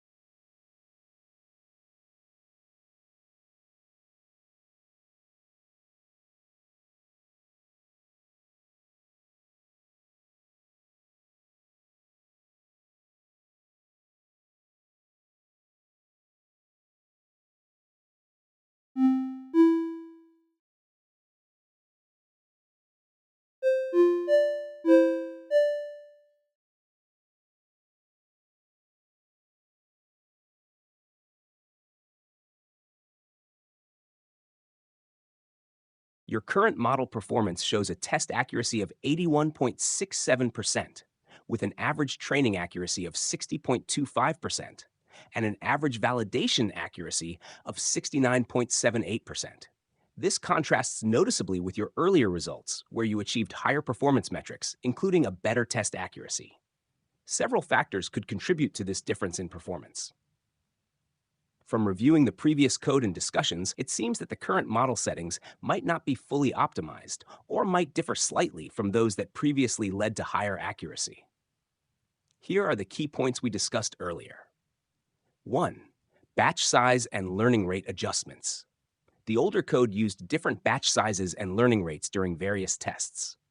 Even though both the current and past models often used a batch size of 32 and a learning rate of 0.001, there were instances when a higher learning rate or different batch sizes were tested. These subtle changes can significantly influence how quickly or effectively the model converges, impacting final performance. 2.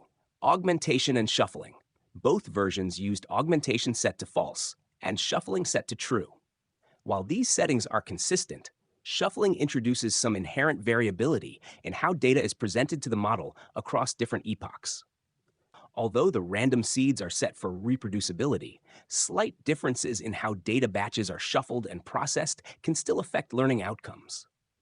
Augmentation was kept off, likely to keep the training process straightforward, but revisiting augmentation could potentially boost performance by enhancing the model's generalizability.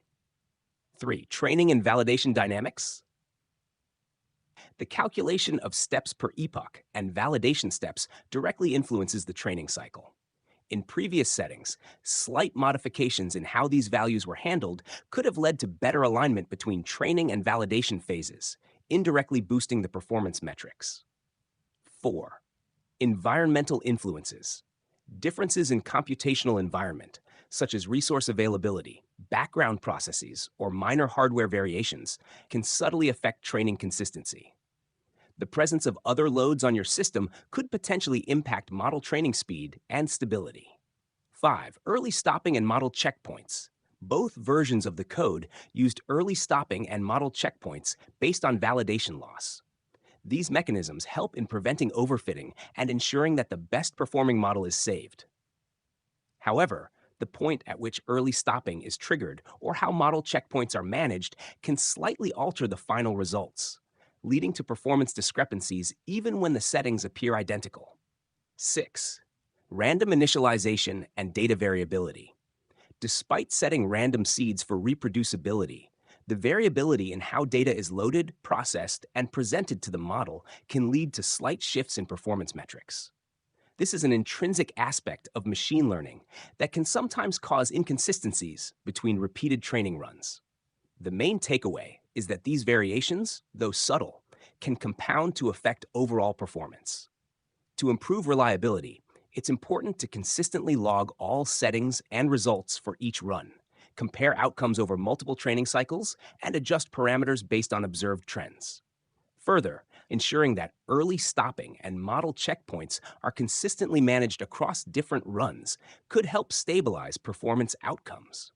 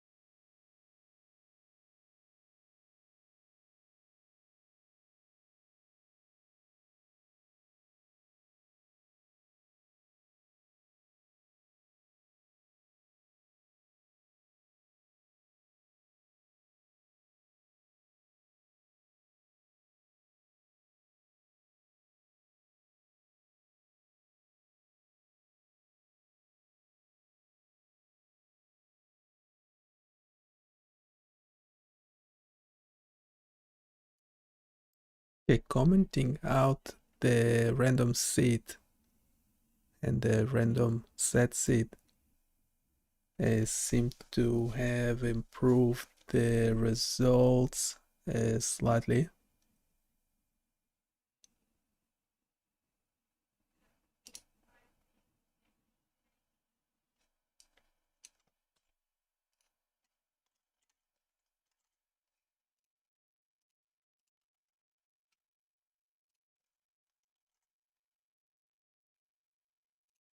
Can you comment as if what difference do you expect the random seed setting to have, and also if there is a significant difference between the two runs or not?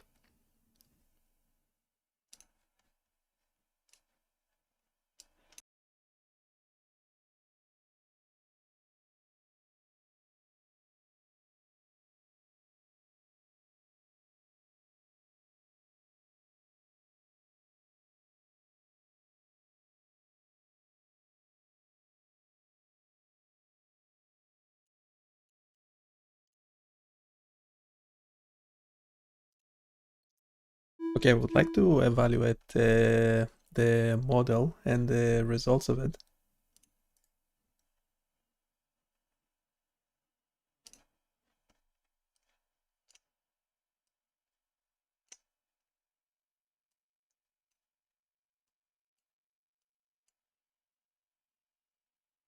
So this is what we have for the most recent run. Any suggestions, comments, explanations? Just use plain text at the moment, continuous sentences and full paragraphs without any code. And this is the code that we are currently using. Note that we commented out the random seed settings.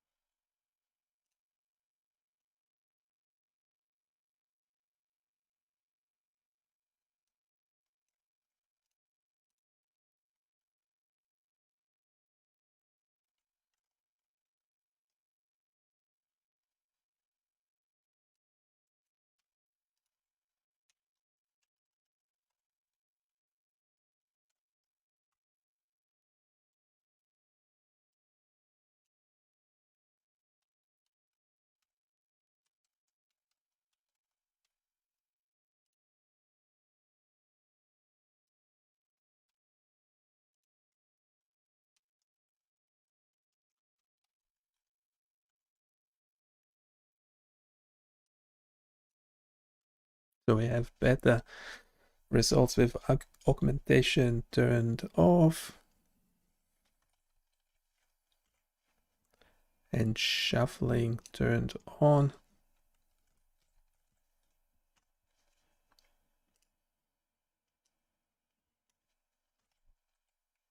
Also have better results with the specific initial learning rate.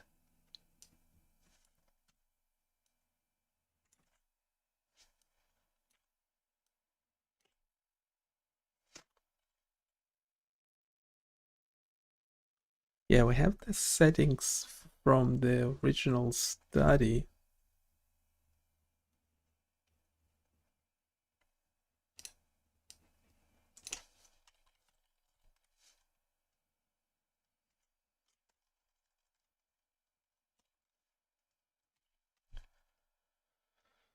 Yeah, from memory, original paper at 15 epochs and 0.01.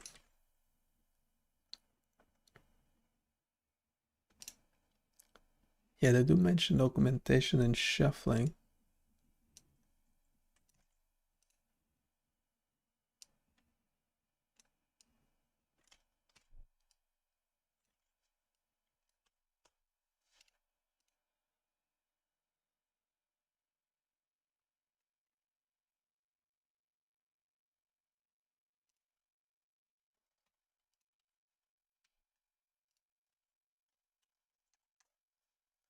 if we can focus on settings or potentially change the model. So see how we go. It's detecting an ear, a hand on my ear. What's that?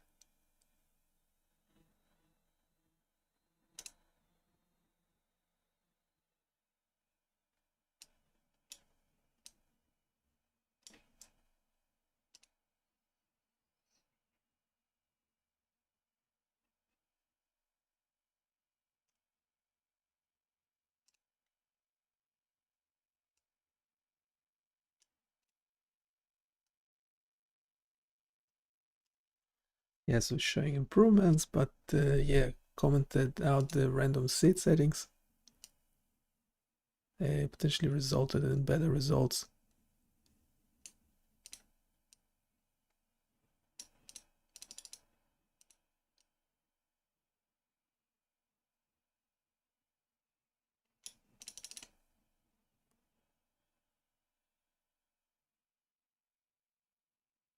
So meant to be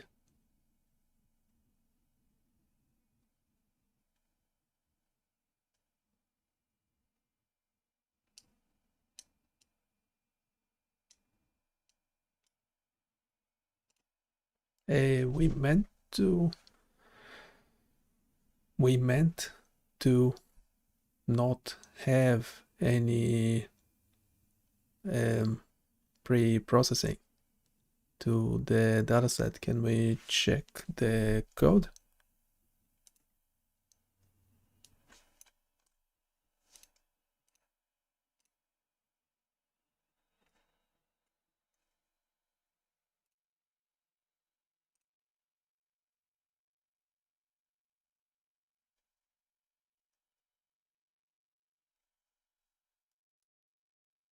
What resizing? 280 to 74 should be as per original.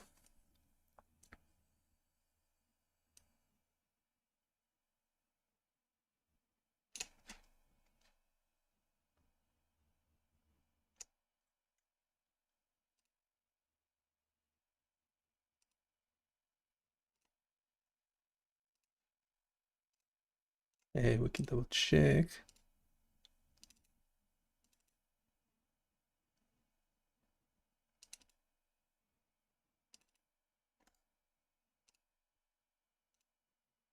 To 280 to 74. Yeah, I think they're all the same. So that should be fine.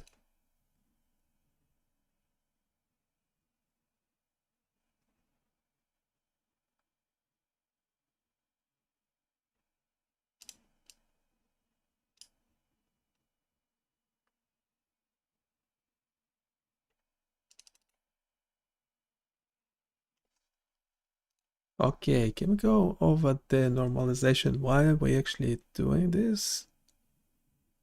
What's wrong with the original range?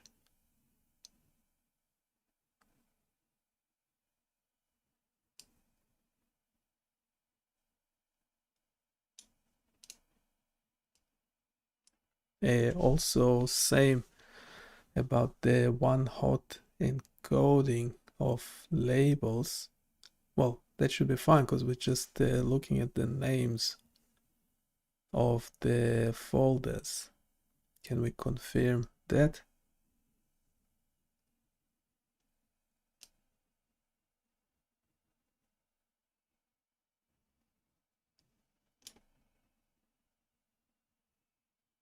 So with augmentation, are we doing transformations like rotation, shifts, and flips, or not? Can you confirm?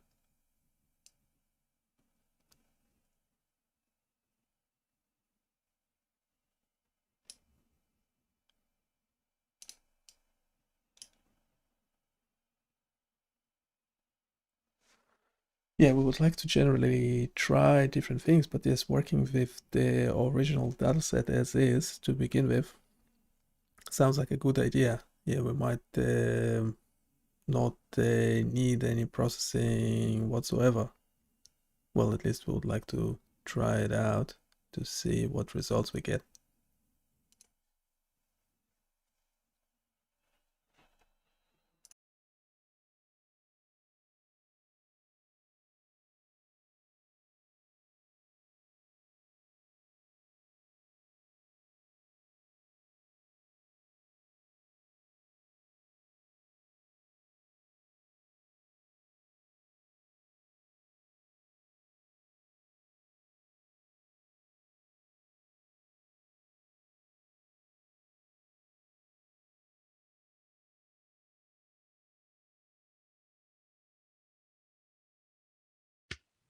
Normalization. Normalization is performed to scale pixel values from their original range of 0 to 255 down to a range of 0 to 1 by dividing by 255. This step is crucial because it helps standardize the input data, making it easier for the neural network to learn. High pixel values can lead to large gradients during training, which can destabilize the model's learning process. Normalizing helps keep the data within a consistent range, improving the efficiency and stability of training. In essence, it helps the model converge faster and often improves overall performance. However, removing normalization would allow you to see how the model performs with the original data range, which can be an interesting comparison. One-hot encoding of labels. One-hot encoding is used to convert class labels, like 0 for non-seizure and 1 for seizure, into binary vectors. This transformation is standard practice in classification tasks because neural networks work better with numerical representations of categorical data. In this specific case, the labels are being derived from the folder names, as you've mentioned. This means the current encoding should accurately reflect the structure of your dataset without needing further adjustments. Augmentation. Currently, augmentation is set to false, so no transformations such as rotation, shifts, or flips are being applied. When enabled, augmentation can enhance the training process by artificially increasing the variety of your dataset. It creates new training examples by altering existing ones, effectively helping the model generalize better. However, if the goal is to work with the original dataset without any modifications, augmentation should remain off, as it changes the dataset's inherent characteristics. This allows you to assess the model's performance purely on the unaltered data. Working with the original dataset. Testing the model on the dataset in its raw form, without normalization, augmentation, or any resizing, will give insights into how the model performs under conditions closest to the real-world data. This approach can reveal whether pre-processing is enhancing or hindering the model's performance. If initial results are promising, you may continue without pre-processing, or if necessary, selectively reintroduce steps like normalization to see their impact incrementally. Would you like to proceed with removing these pre-processing steps in the code to test this hypothesis?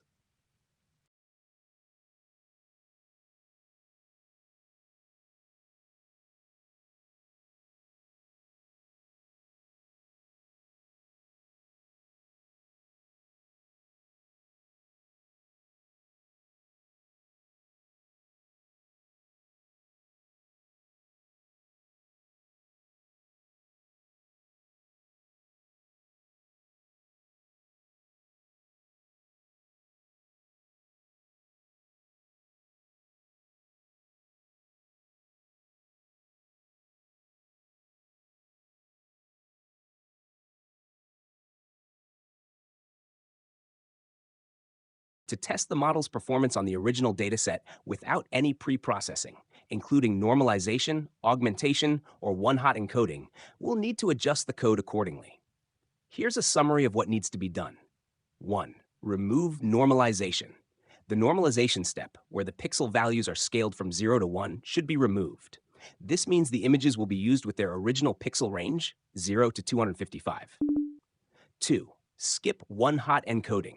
If the model's output layer is currently set up for 2 units with softmax activation, used for one-hot encoded classes, it will need to be adjusted to handle single label values directly.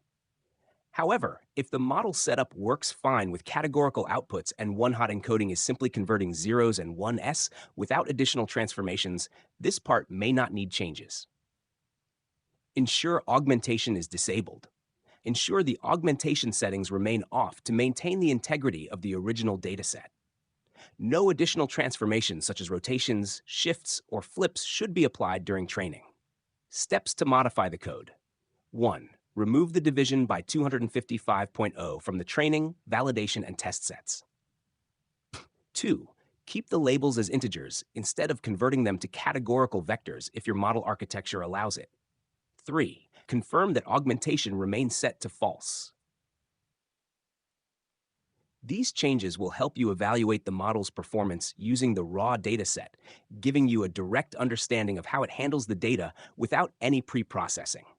Let me know if you'd like assistance with adjusting the script specifically to remove these pre-processing steps, and we can work on modifying it together.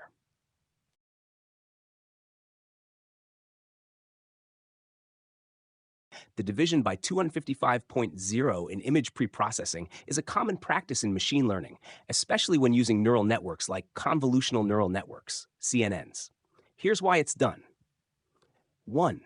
Normalization of pixel values. Images are typically represented with pixel values ranging from 0 to 255, where 0 indicates black and 255 indicates white for grayscale images, or similar values for each channel in RGB images. Dividing by 255.0 scales these values down to a range between 0 and 1, which is often beneficial for neural network training. 2. Improved training stability. Neural networks, particularly deep learning models, perform better when their input data is within a smaller range, such as 0, 1. This normalization helps in stabilizing and speeding up the training process by ensuring that all input features have roughly the same scale, preventing any one feature, in this case, pixel intensity, from dominating the training process. 3.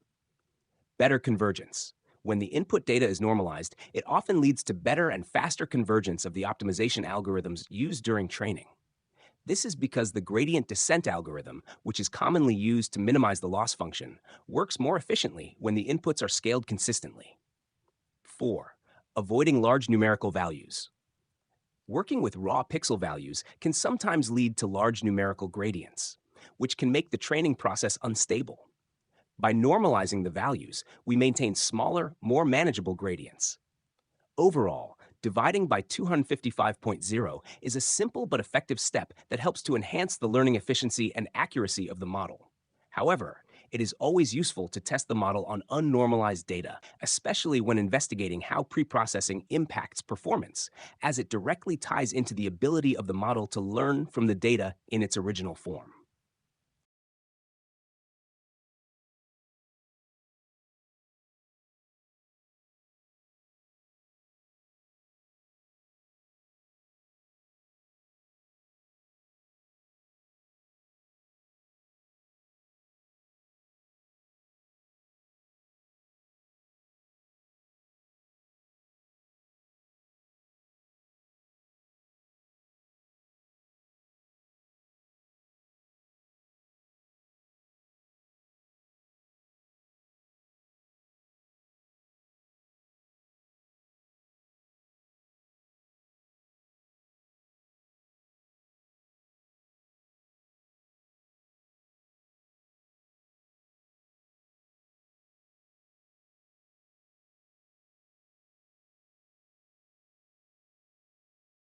Right, so we seem to be getting better results when training for longer, essentially 60 epochs instead of the original 30.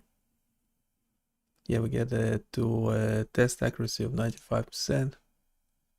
Yeah, we have our confusion matrix, looks pretty good. We have 0 false positives and only 3, well, it's not only, it's just 3 false negatives.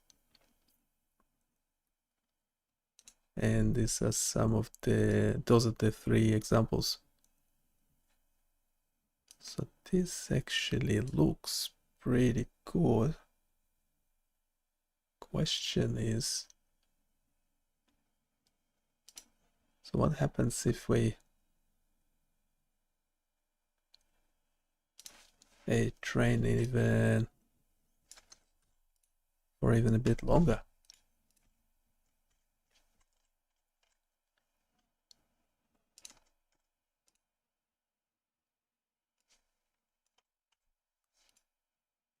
Should we go?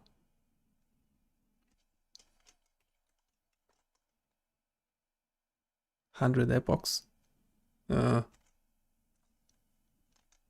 Test results. It does look like it will yield better results. Yeah, so this is it again.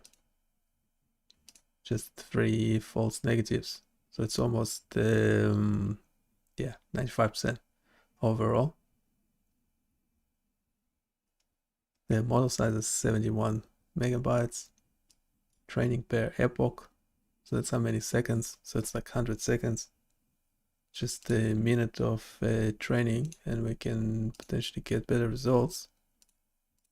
So it's definitely worth the trying it out. Just go for it and can watch live while we train,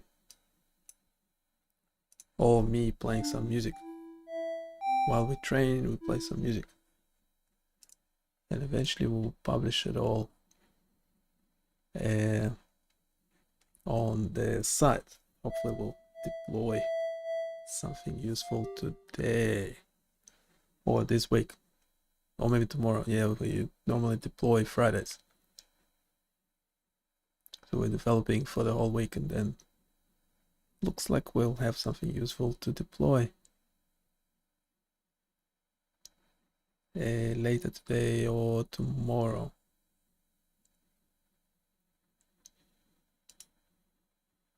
Yeah, so we halfway through.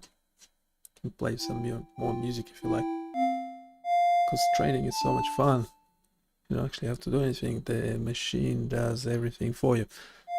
Yeah, so getting 96.6. So we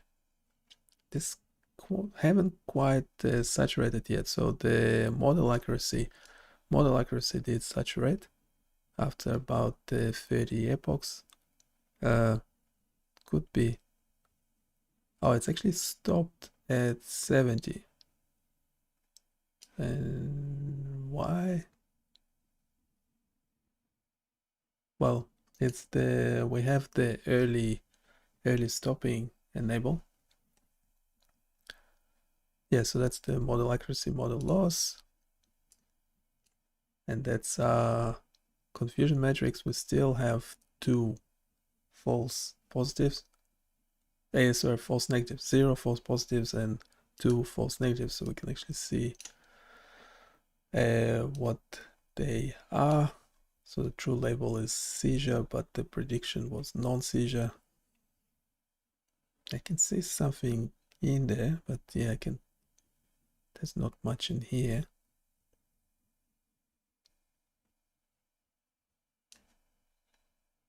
No, why this chart is a bit funny. Should be just saving it as image. That's probably the best results we got so far.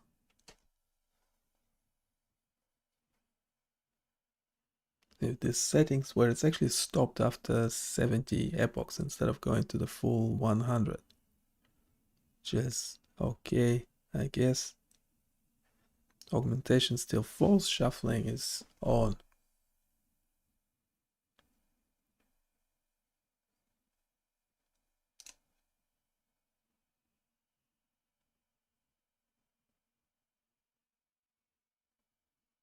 Yeah, I just don't particularly like this image should be scaling or something.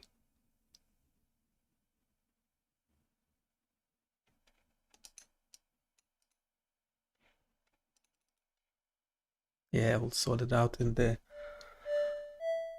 paper. So we'll essentially be publishing it. We get 2 false negatives out of 30. Overall performance of 96.6. Training accuracy 82, validation accuracy 93.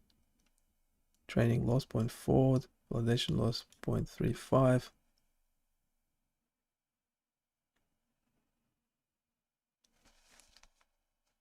and it took 0.6 of a second per epoch to train. The model size is 71 megabytes. So I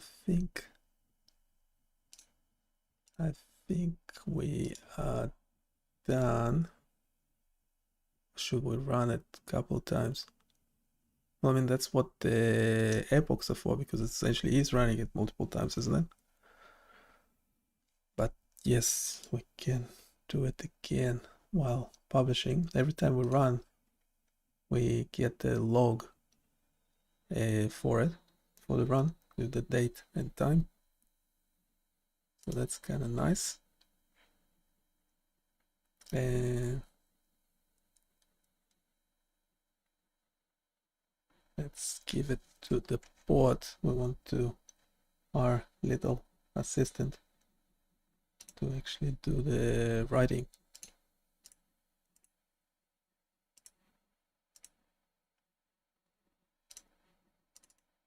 Yes, this will be the last results.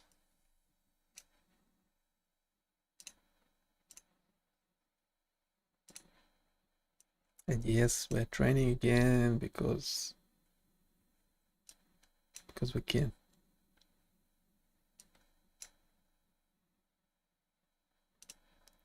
Hey, can you comment on these results? We are running another training run, but in general, we would like to write this up and have like an interactive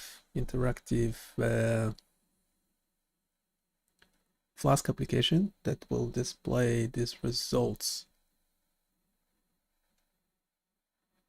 Maybe with an option to choose between the different runs. Yeah, we get similar results again.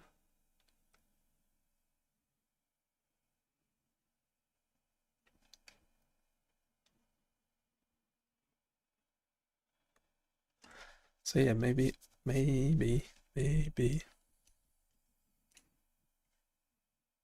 Now we're getting 6 false negatives when we run this again. Are the previous 2 in the mix or not?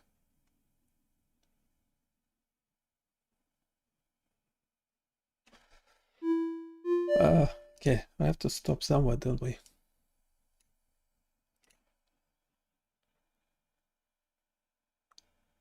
But yeah, this is roughly what we get, about 90% accuracy.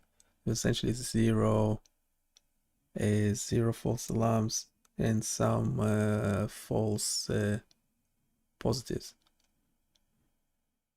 Sorry, so 0 false positives and some false negatives. Sorry, that needs to be, we need to get that one correctly. And then next I'll share the code for the Flask application. Potentially I'm just thinking to display all the results. So essentially have an option to scroll through the different settings and show what results they yield.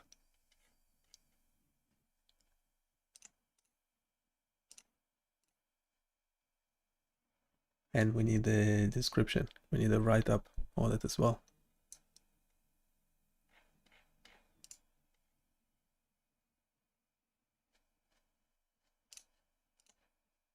So we'll stop this for a sec.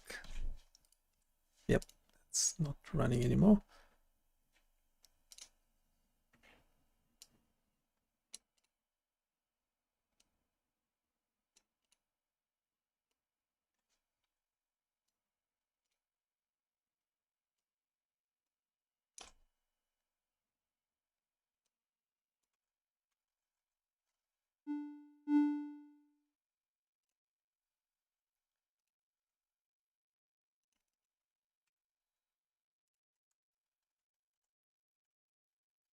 we need to update the project structure.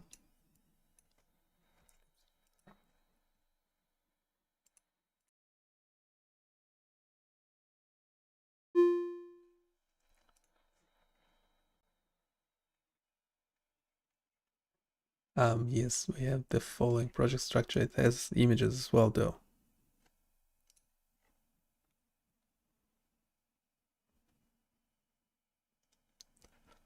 Because we're removing PNG.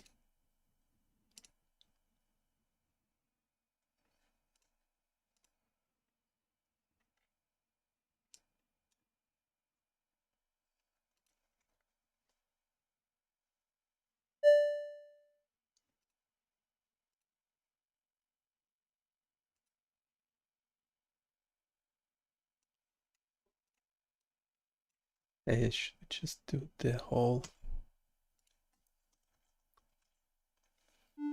Yeah, all the files.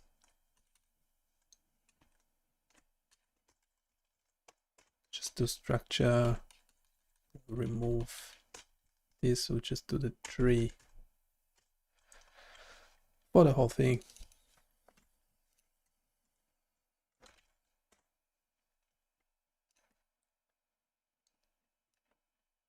Yes, we'll have the data and the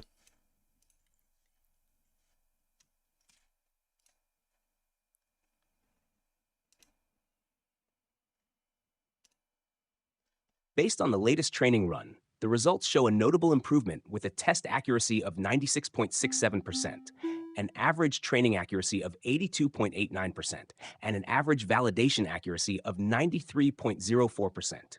The model's average training loss is 0.4323, and the validation loss is 0.3520, with a training time per epoch of 0.60 seconds. These results were achieved with the following settings: a batch size of 64, 100 epochs, an initial learning rate of 0.001, augmentation turned off, and shuffling enabled 7004 source. The accuracy and loss plots suggest that both training and validation accuracy have stabilized around high values, indicating a well-performing model with minimal overfitting. The confusion matrix shows 2 false negatives with no false positives, confirming that the model performs well with 0 false alarms, but still has a few instances of missing seizures. This suggests the need for further fine-tuning if reducing false negatives is a priority. For the interactive Flask application, incorporating options to display different results based on past runs, including performance metrics, confusion matrices, and misclassified images, will offer valuable insights. Allowing users to toggle through various training settings and see the associated results could enhance the understanding of how different model configurations affect performance, making the tool more educational and informative.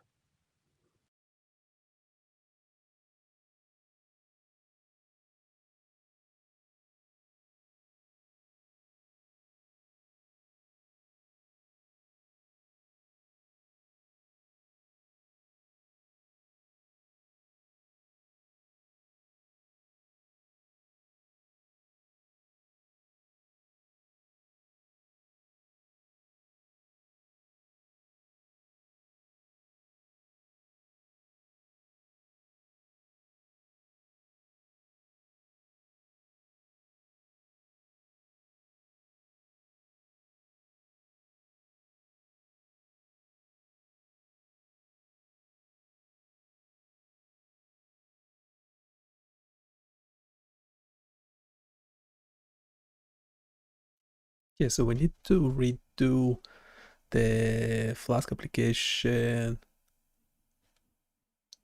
with the current folder and file structure. We would like to display the results of the model implementation in an interactive way using Flask. We already have a bunch of Flask applications deployed on our server, so this will be just an additional one. So we'll deal with the actual deployment later. Later.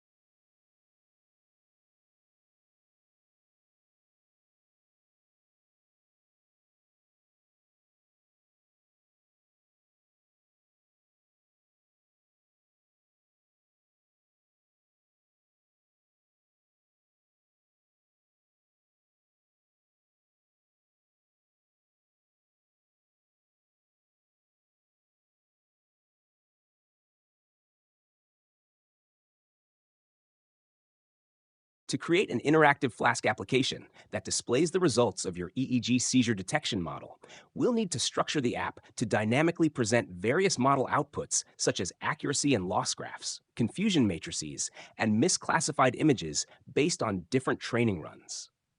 Below, I'll outline the key components and the approach to take for building this interactive application. 1. App Structure Overview. The Flask application will have the following features. Dynamic data loading. It will load images, graphs, and logs from your existing folder structure based on user selection. Interactive results visualization. Users can view different performance metrics such as accuracy, loss, confusion matrix, and misclassified images. User interface elements. Drop-down menus, sliders, and buttons will allow users to select between different model runs and datasets. 2. File and folder integration. The application should read from your structured directories, such as static results timestamp /. This folder contains the results of each run, including accuracy plots, confusion matrices, and logs. Data/dataset contains the images used in the experiments. 3. Flask backend. Modify app.py to create routes to serve the graphs, images, and logs based on user inputs. Handle requests to display specific results from a chosen run. 4. Front-end development. Enhance the existing index.html. Include JavaScript functions to fetch and display the results interactively. Use drop-downs or sliders to allow the user to switch between different model runs and visualize corresponding data. 5. Key components of the interactive display. Model accuracy and loss. Display line charts showing training and validation accuracy loss over epochs. Confusion matrix. Visualize the confusion matrix to show true versus predicted classifications. Misclassified images. Display images where the model made incorrect predictions, highlighting areas for improvement. Model settings overview. Show the hyperparameters used for each run, including batch size, learning rate, epochs, and data augmentation settings. 6. Deployment considerations. Once developed locally, deploy the application on your existing server setup. Ensure all necessary files are correctly linked and paths are adjusted based on the production environment. 7. Next steps. Start by updating the Flask application, app.py, to include routes for dynamically loading result files. Modify the HTML, index.html, and JavaScript to handle user inputs and display the appropriate data. Test the interactivity locally, making sure all elements update correctly when the user changes their selection. This approach will provide a comprehensive, interactive way for you and your audience to explore the performance of different model implementations, gaining insights into how changes in settings impact the results. Let me know if you would like specific guidance on any of these steps, or if there's a particular feature you want to focus on first.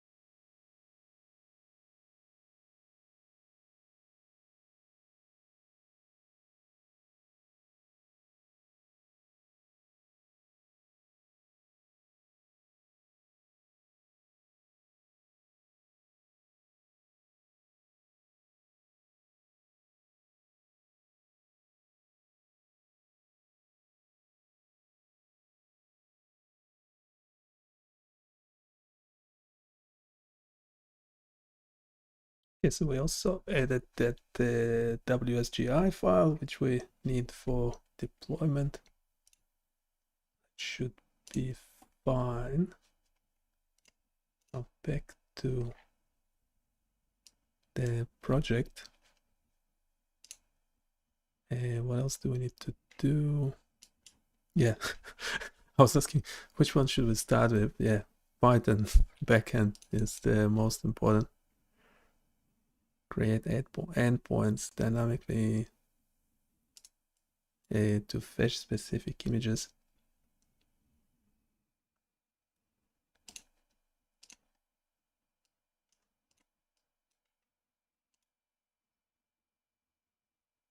Okay, so how do we do it?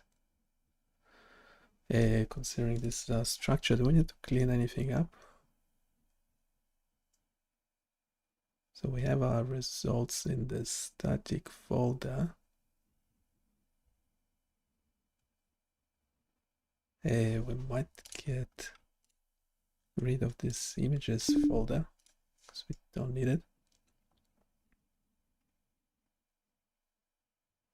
Dataset details is actually the original thing. By the way, we can play some music for you if you like to relax.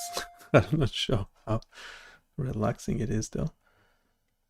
So I'm just trying to clean this project before deploying it. We'll test it in a sec.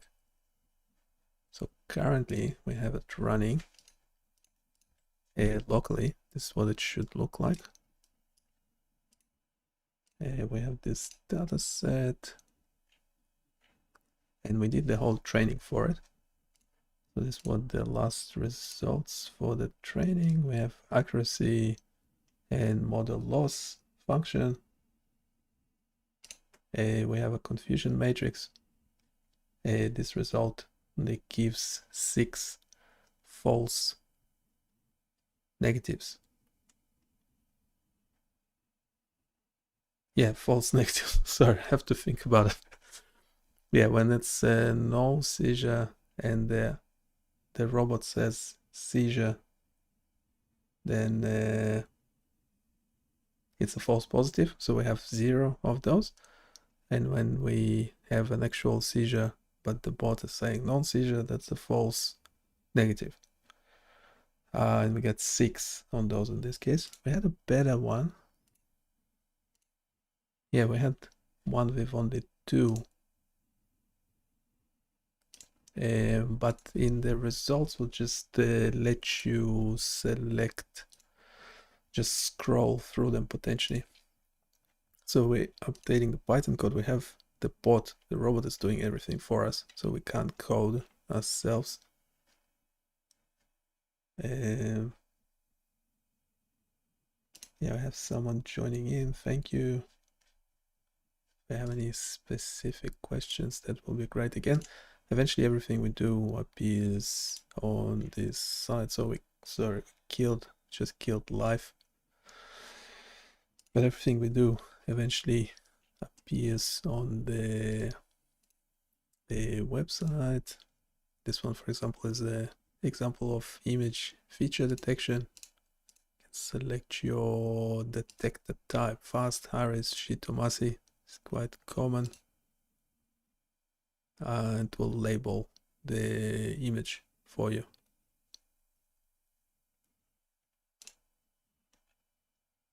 We got a lot of other interesting things. Go check them out. Back to this quickly. I want to actually publish it, deploy it today or tomorrow. So we had this dataset, had 600 images of spectrograms of EEG with seizures and no seizures. We have training with, I don't remember what's the split, 80, normally what is it, 8, should be the 30 and 30. Anyway, whatever the split is, I think it's 80, 10, 10 or something. Percent. And I'm trying to update this Python code. Okay. let's do the tree again. That will be all the files and folders for the project.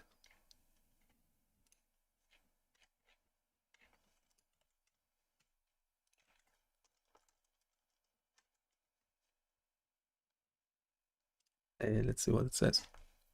Here it should start generating the Python code, but who knows? It's hallucinating by definition all the time. That's what it does. But it's hallucinating very well. At least this model, until the company have changed something.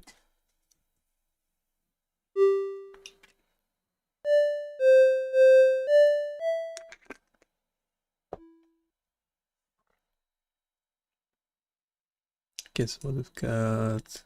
Yep, a Flask. A Flask app. Currently we have 29 lines of code, and we will need to change it quite a bit. So we have, yeah, serving images from the server. Should be pretty basic, but there's many things that can go wrong. Okay, this is a placeholder. We don't like placeholders, do we? Because they don't actually work. Just have to go with the robot. I can't code myself, so hopeless. The HTML do we currently have, right, we have that description that we need to rewrite anyway. Have the description that we need to rewrite.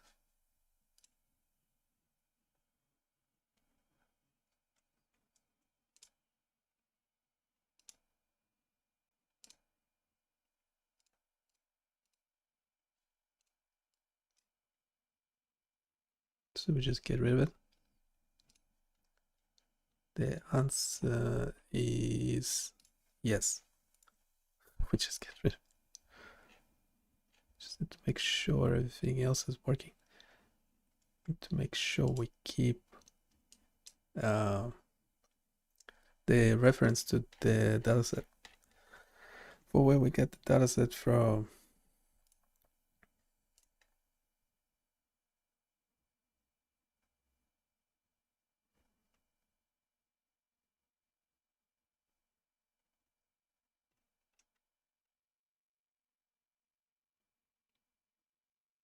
Why getting rid of stuff that was working okay before?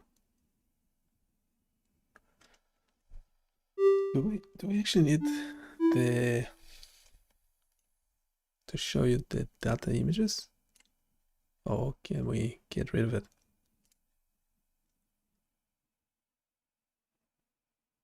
That would be nice to have. That's the problem with things that are just nice to have, isn't it? They're causing trouble later. It's that hand on my ear. My ear is not a hand.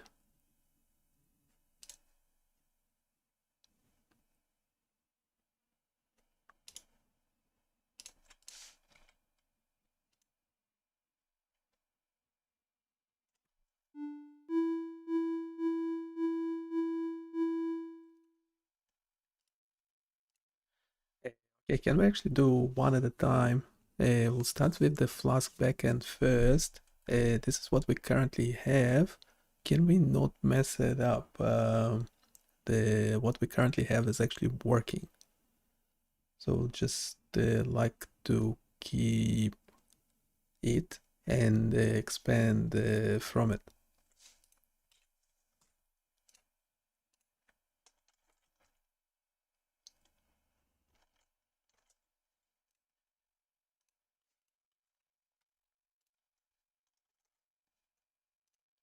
Same with the index HTML code.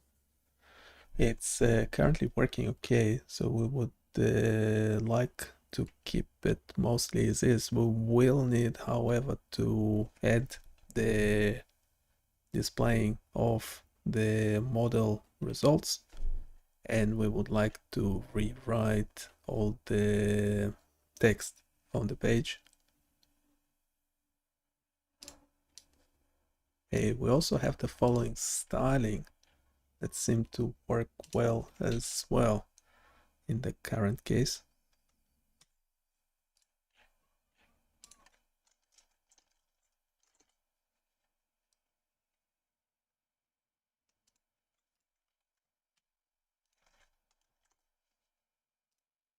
Same about the JavaScript, it's currently working pretty well, so we might not need to remove any bits, but just expand on it all. So essentially, again, to reiterate, we would like to add displaying the results. We eventually will be adding the code, the Python code, as the appendix at the bottom of the page. We need to change the text on the page to describe, what is it we're looking at, give a general overview, explain the code we used, I mean the backend, the training code, and the model, and the settings for the model. That's asking too much, isn't it?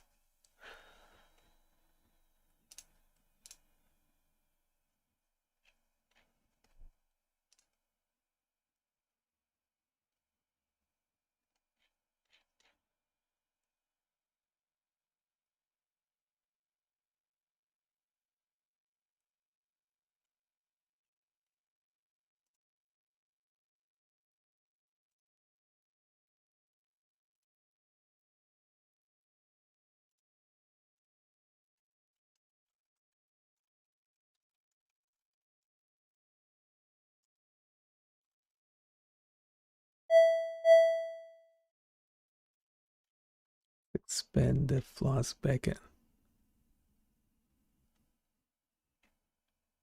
Preserving existing roads. Yeah, I have a static route.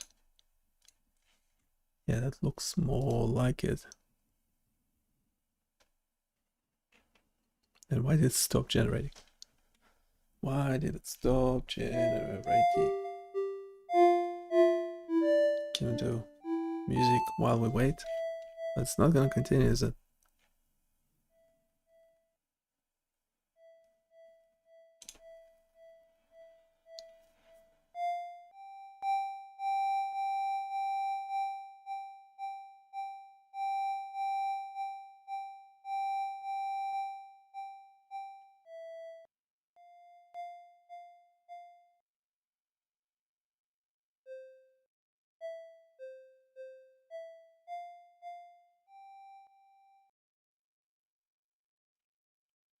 It's not gonna continue generating either.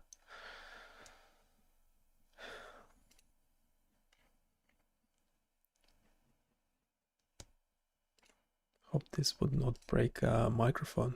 Yeah, we have this cochlear implant simulator. Go check it out. It shows you essentially how a cochlear implant works. Can play with settings as well. Yeah, some people were complaining that the higher frequencies are not being activated. Just need to move your high pass filter up a notch, and then you get the activation of a higher frequency electrodes as well. Default settings, if you turn them on, and that's how it looks like. And yeah, this will activate the higher frequencies. Go check it out. And yeah, this one's stuck. Just refresh the page, I don't know.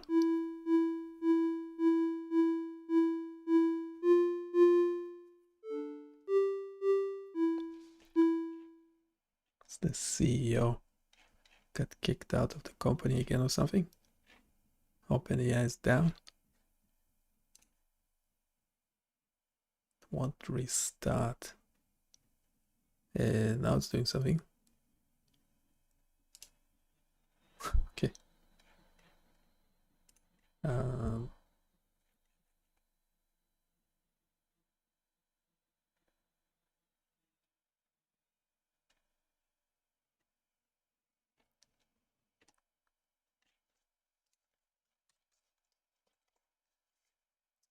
Can never go with a prompt like continue.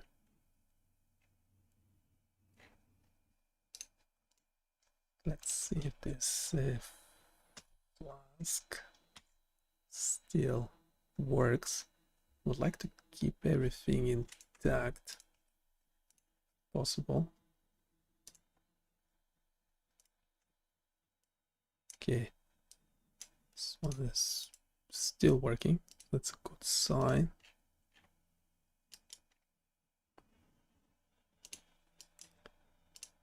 Okay.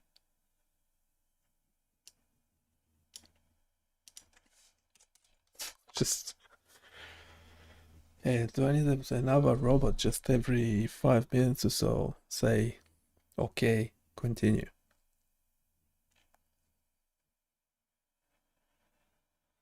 Okay, we're updating the JavaScript. Currently we have 45 lines of code. Hopefully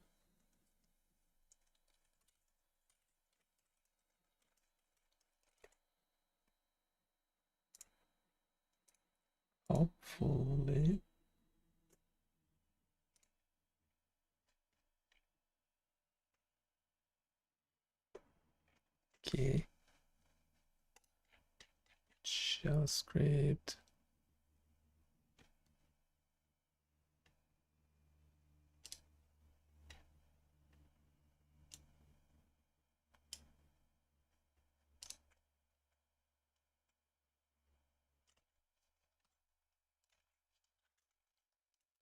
Can we redo the JavaScript code, update and regenerate,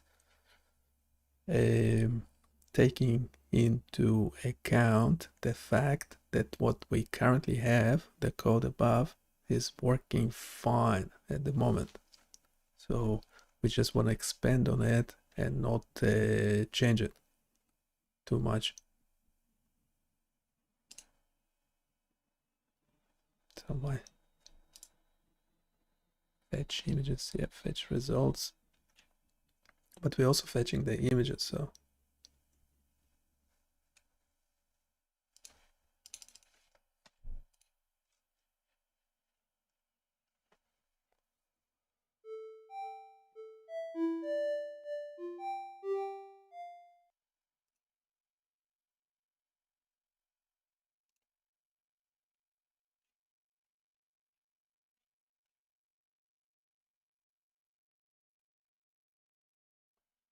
yeah, there's a lot of fun things on the site, like this optical illusions. There's actually a script that generates these images.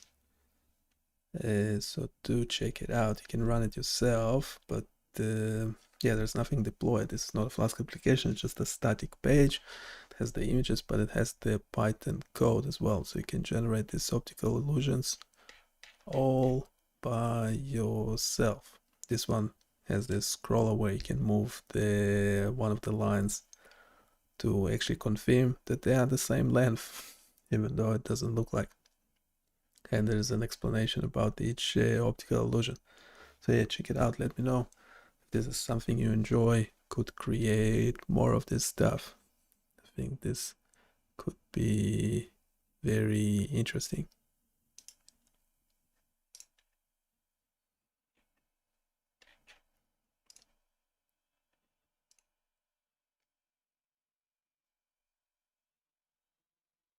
Okay, it wasn't actually generating, so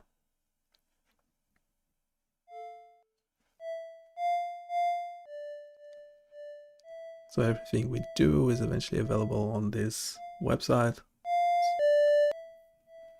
And go check it out. It will be helping the project this way quite a bit.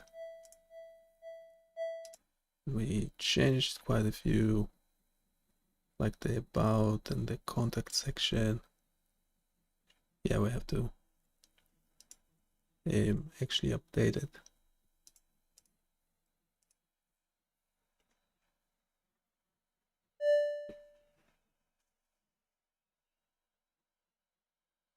Yeah, this music generator takes some time to start. I just closed it by mistake.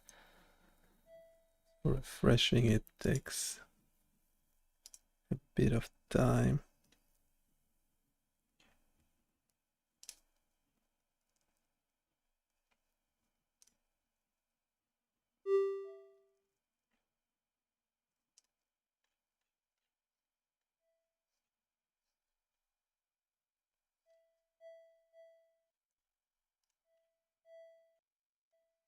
Okay, so we generated the JavaScript. Yeah, this looks more like it, because we want to keep the previous functionality, and we had 45 lines of code. Now it should be, yeah, much longer, almost double.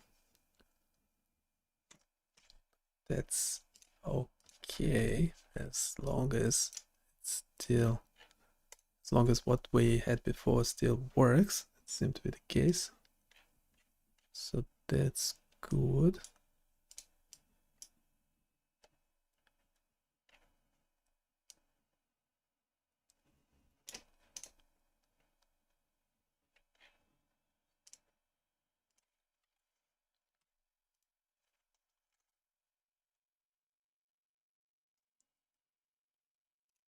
Okay, how do we update and modify the HTML? We would like to keep what we currently have works well, so we would like to keep it and expand upon it without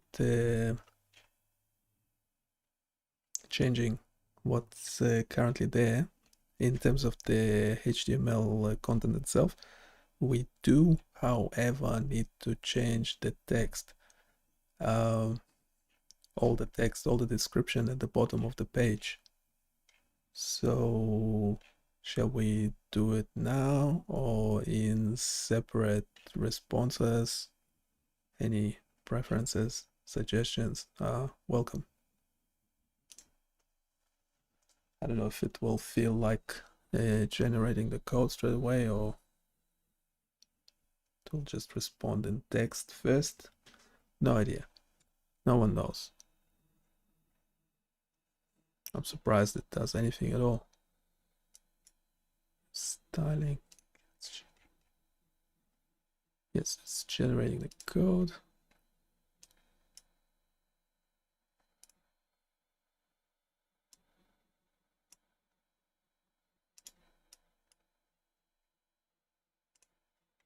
Okay, so we have the spectrograms. Yep, that's fine.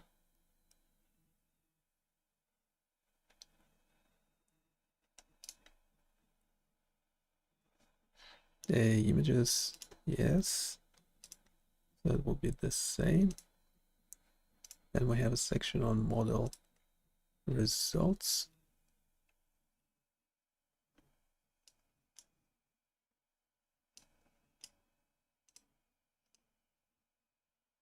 And that one is controlled by the JavaScript.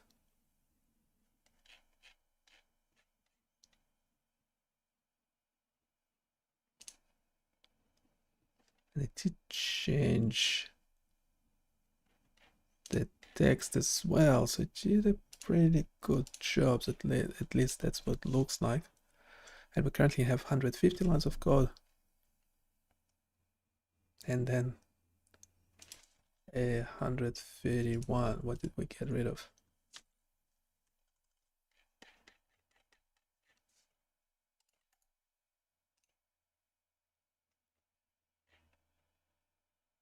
Yeah, we have 196.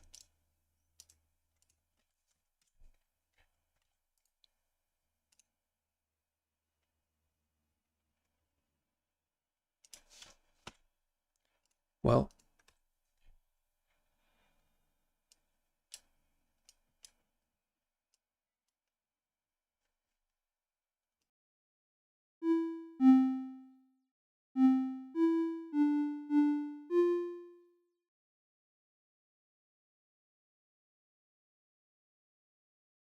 okay, I think it cut the description to be a bit shorter, but I don't see the results on the page.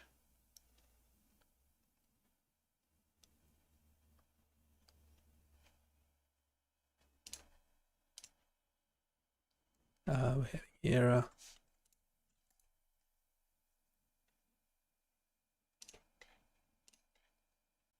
Is it line 60? I don't understand. It's line 35.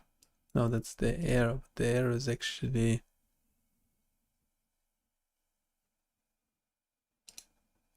line 63.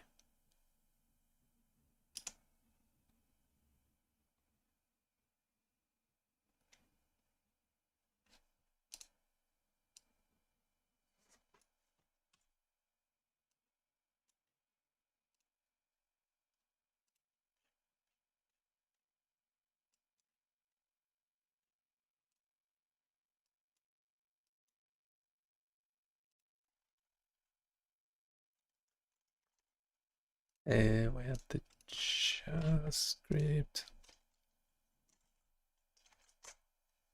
There's some problem in the JavaScript, it seems.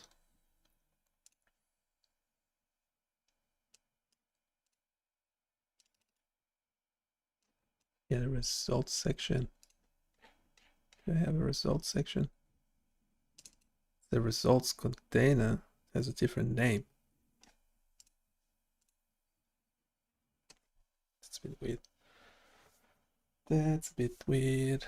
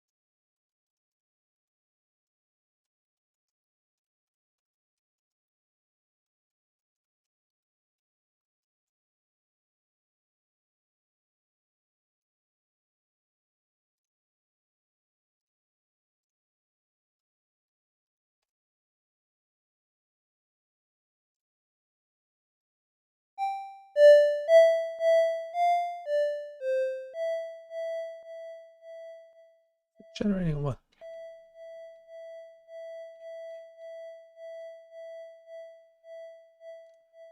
I need to regenerate.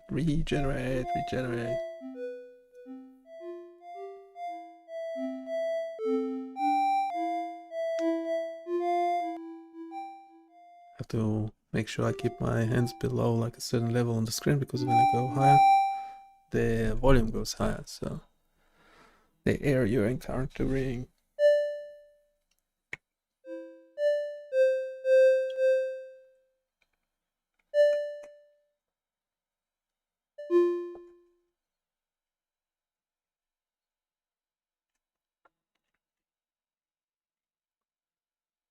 inspect the data results.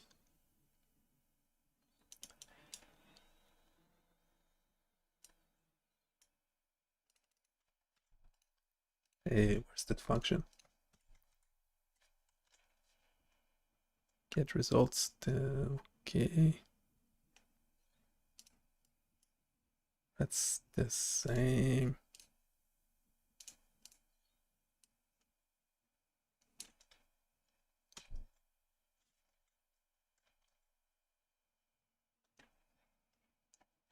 No, that's just adding more logging. Check the backend response.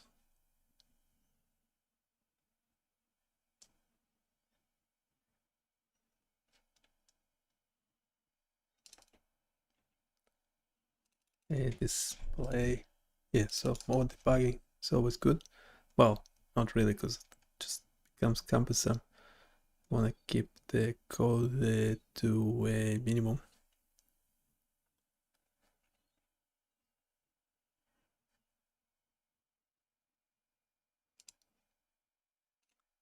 Display.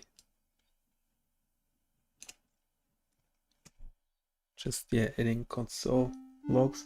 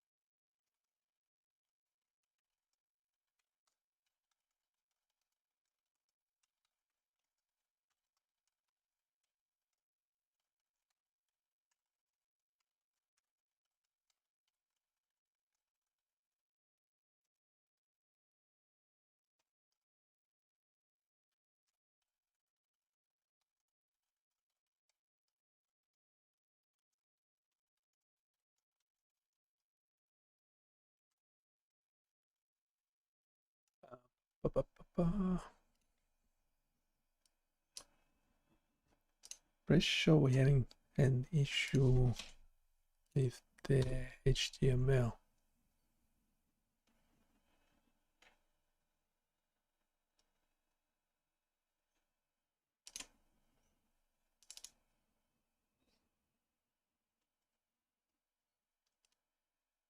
Um,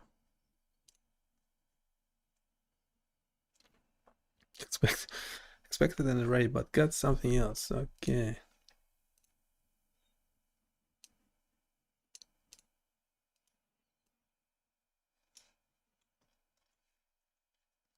Expected an array, but got something else.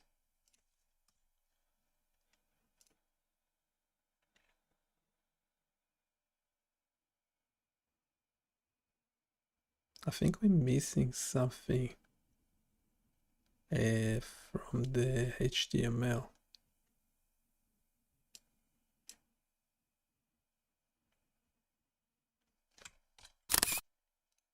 That's another good thing about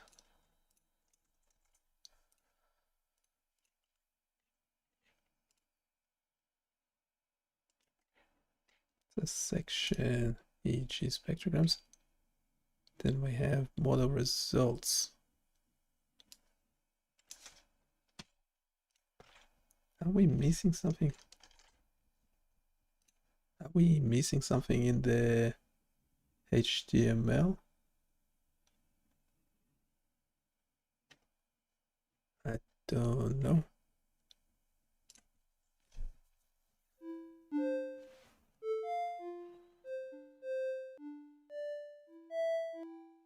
Yeah, when you do this with your hands, it's all getting mixed up if you can't see the hands properly or sometimes.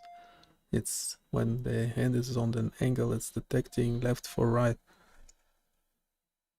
It's getting confused with which hand is which, which is not cool.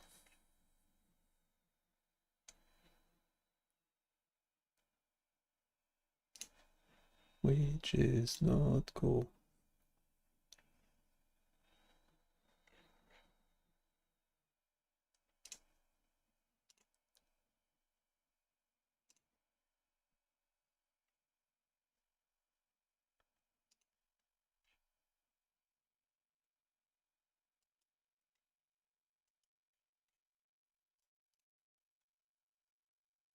The error you're encountering, expected an array but got something else, suggests that the data structure being returned from the server is not what the JavaScript function displayResults expects.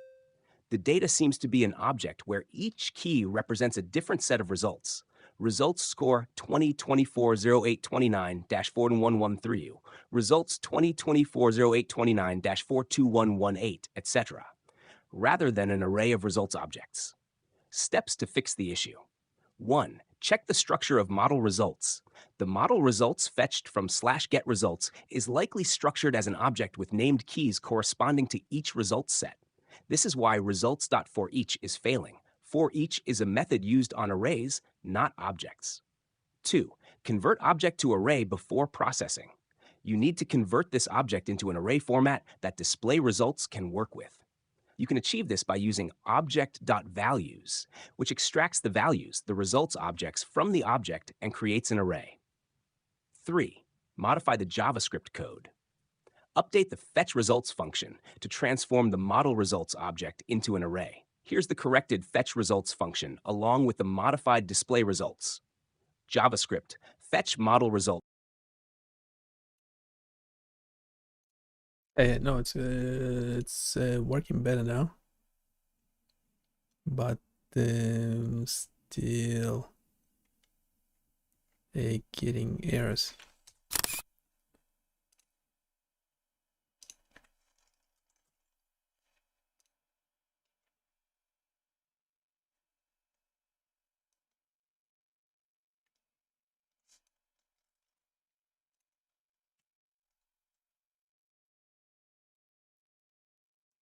Getting some undefined stuff. Get the images.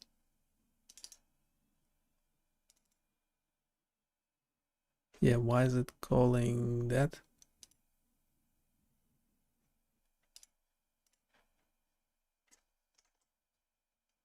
Why is it calling undefined? How do we fix that? Here's the code that we currently have for your reference.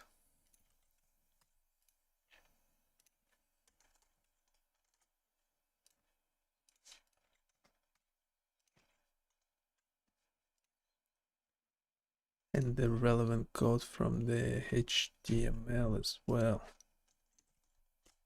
That should be plenty for you to be able to fix.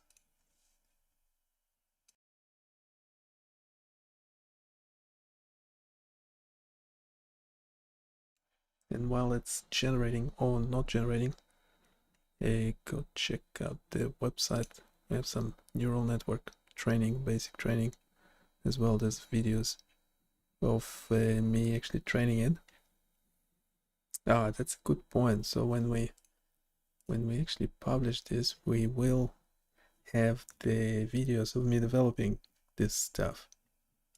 So that will be hopefully a bit easier to follow and understand. The error get/undefined HTTP 1.1404 indicates that the JavaScript is trying to access a resource or URL that is not defined correctly, resulting in a 404 error because the browser is trying to fetch a URL that does not exist.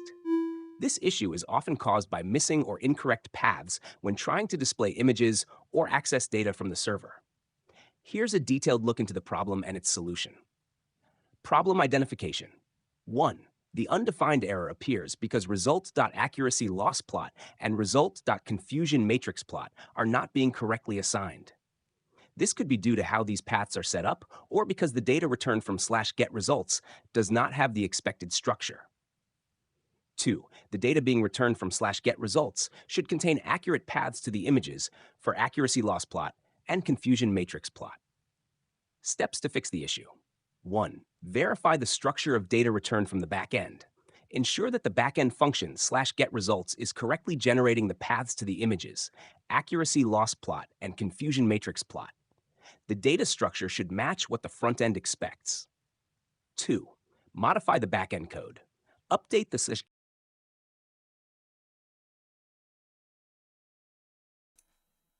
This is actually working really well now, but no errors in the browser. Problem is that we currently displaying all the runs, whereas my original idea was to have a scroller or a drop down to move through the runs, with the last run being displayed by default when the page loads. How does that sound?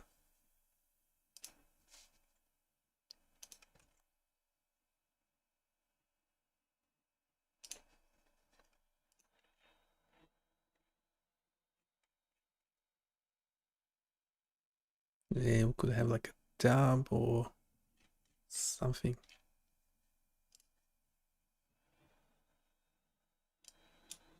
Drop down. Okay.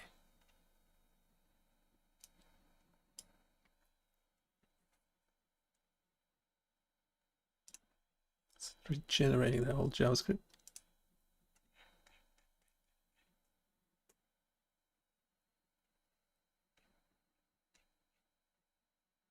Yeah, this is the problem when it's regenerating stuff.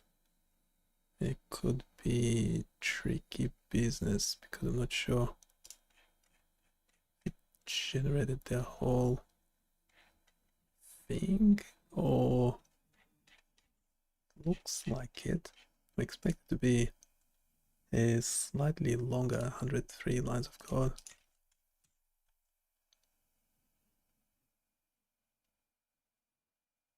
Get rid of something, did you?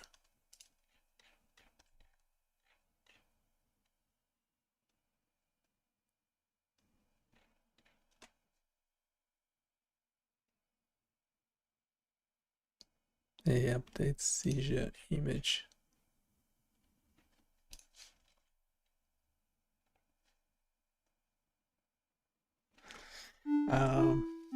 Yeah, well, I was having trouble integrating. Well, one way of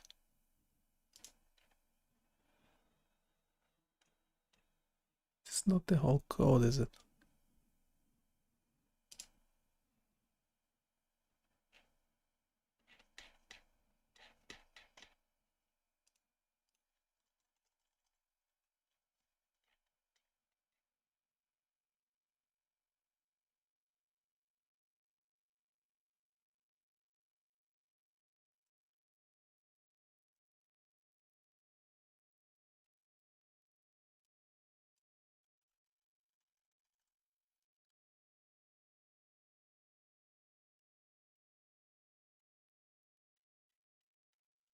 We have run keys, fetch images, fetch results, populate drop down, keys, okay. Display results.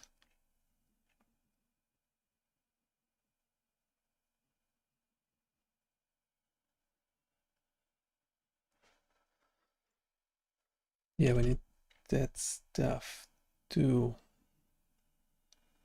We need this stuff as well. We need to make sure don't have it twice.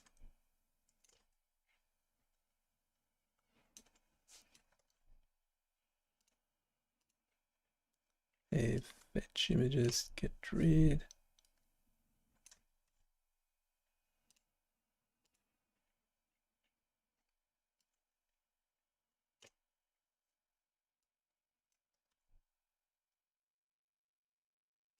Okay, we should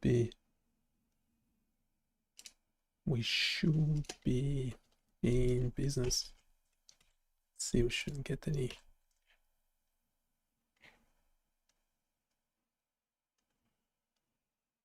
Okay, we need to change the HTML. Integrating is a pain. Model results, model results.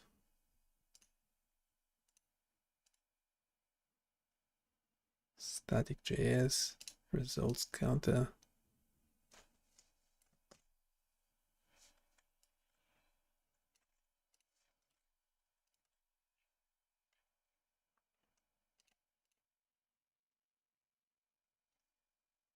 Okay, let's see, I'm not getting any errors. Looks good. Maybe one before the last one is yes, we want to, select a cherry pick, but display everything else as well. So in a HTML, when we have select run, we want the default. What's the ID for it? Run select. Run select. We want the default to be drop down a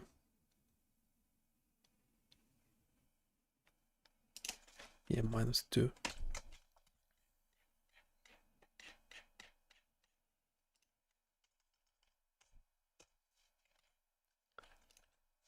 A -2 will be that one. What?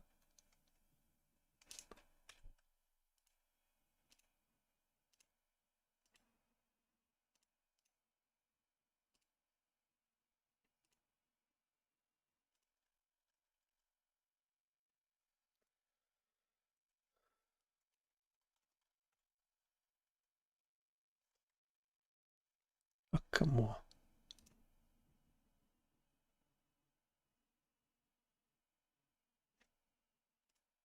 Actually, we don't want to do it manually in here.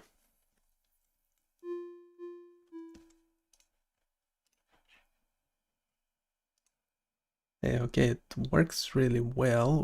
We don't want to display the last result. We want to display the one before the last result as default when the page loads. But other than that, everything works really well.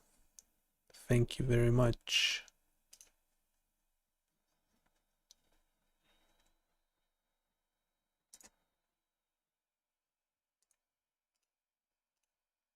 It's funny how a lot of people want to chat, but not many want to join the live stream.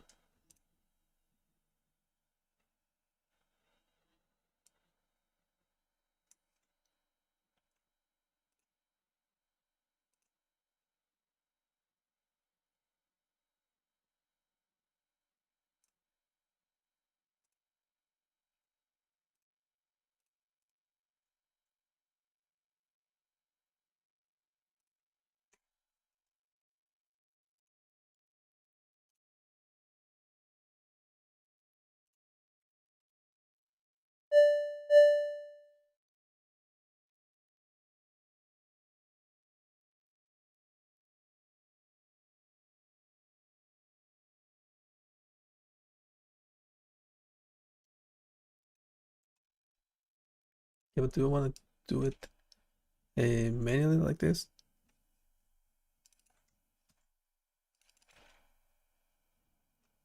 Display result, model result length -2. Okay.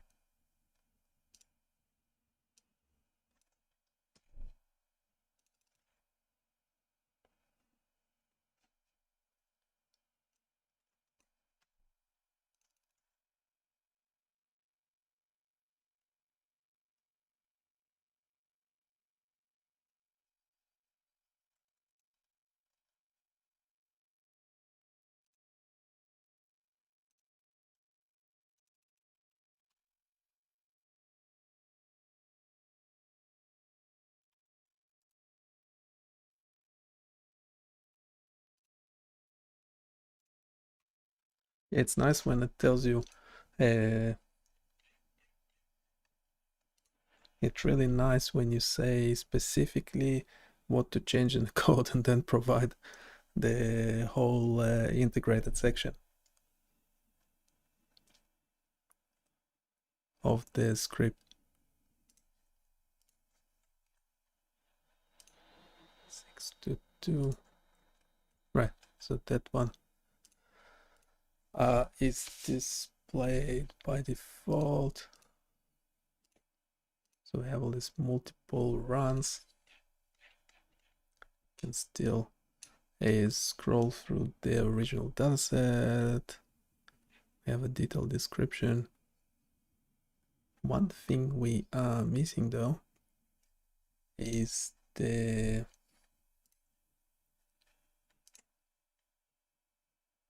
so we have the model accuracy charts, we have the confusion matrix.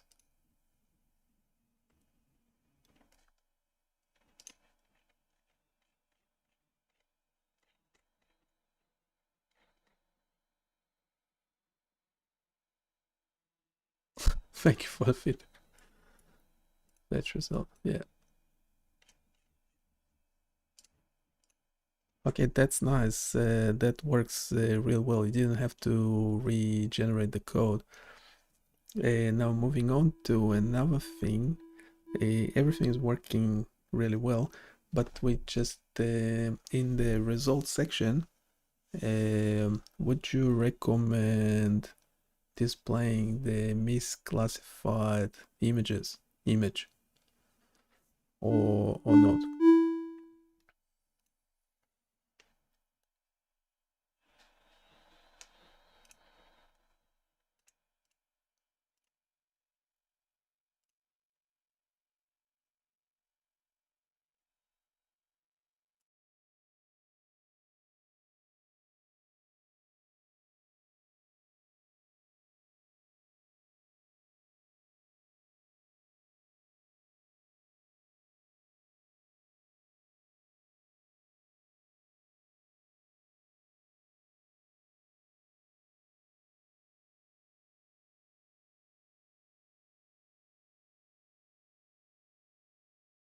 Displaying misclassified images in the results section can be highly informative, especially for understanding model performance and identifying areas for improvement.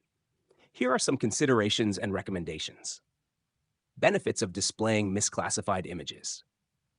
1. Insight into model errors. Showing misclassified images helps visualize the specific cases where the model fails, offering direct evidence of its weaknesses. This can be especially useful for debugging and understanding the nuances in the data that lead to incorrect classifications. 2. Improvement opportunities. By seeing which images are commonly misclassified, you can identify patterns or characteristics that may require additional pre-processing, feature engineering, or even adjustments to the model architecture. 3. Transparent reporting.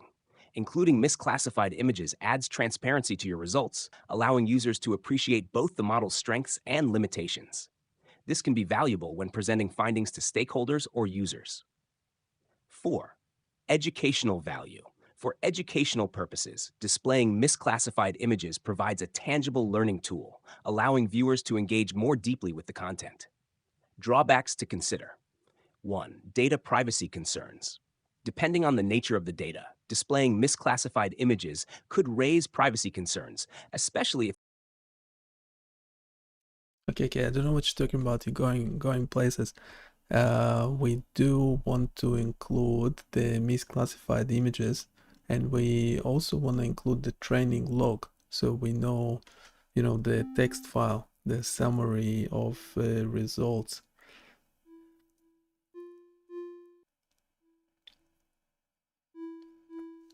And so we know what the settings were used for the specific run of the model training and evaluation.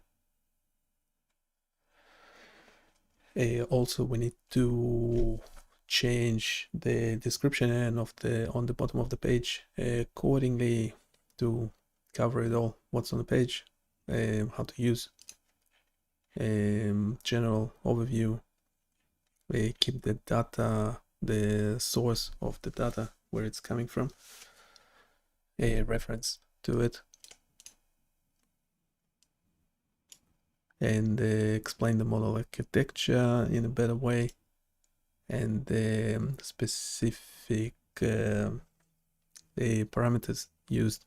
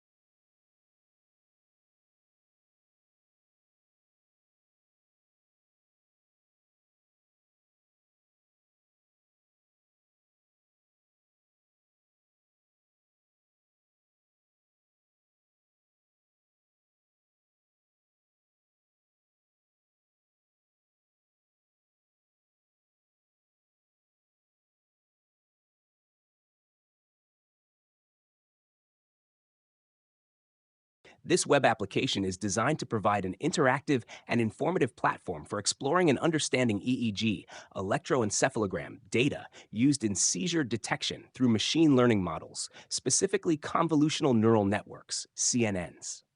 The primary goal of this application is to help users visualize EEG spectrogram data, analyze model performance, and understand how different configurations of the CNN impact the accuracy and effectiveness of seizure detection. EEG is a widely used method to record electrical activity in the brain, which is particularly valuable in diagnosing neurological conditions like epilepsy. The data displayed here comes from the CHB MIT Scalp EEG database, a well-known collection of EEG recordings from patients with epilepsy. This dataset has been instrumental in research on automated seizure detection, as it contains both seizure and non-seizure events captured in spectrograms, which are visual representations of brain activity over time. The web application allows users to navigate through these spectrograms, providing a clear distinction between seizure and non-seizure recordings. By displaying these images, users can get a visual sense of the data that the CNN model is analyzing. Beyond data visualization, the application includes various model performance metrics, such as accuracy and loss plots, confusion matrices, and misclassified images from different training runs. These elements are crucial for understanding how well the model is performing and identifying where it might be making errors. A key feature of this application is its ability to showcase results from multiple training runs, allowing users to see how changes in the model's settings, like learning rate, batch size, or the number of epochs, affect its performance. Each run is accompanied by a detailed training log that outlines the parameters used, giving insights into the model's learning process. By exploring these different runs, users can grasp the challenges of developing robust models for medical data analysis and appreciate the iterative nature of machine learning. In addition to the technical insights, this application aims to be a valuable educational tool. It highlights the potential of machine learning in healthcare.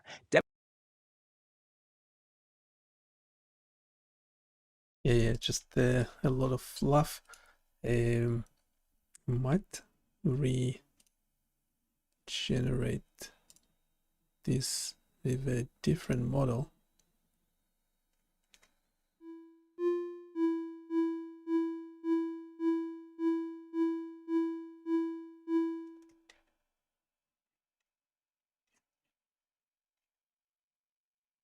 Yeah, something happened to the bot.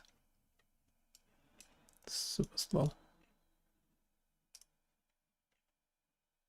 Should be deploying one on the website as well.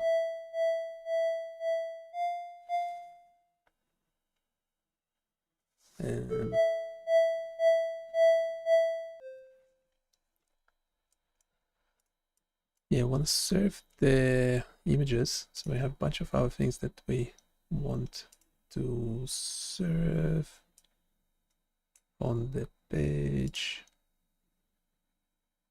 Have the accuracy loss, confusion metrics, but we also want to display the misclassified images and the training log, which has the final results and the model settings.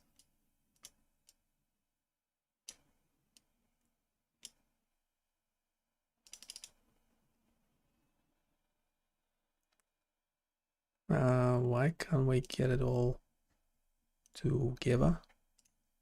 Together.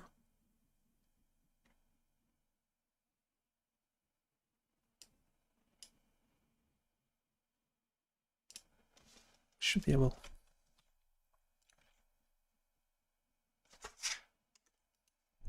Should we be able to get all the results together using one request or not? Why do I need to why do I need to micromanage?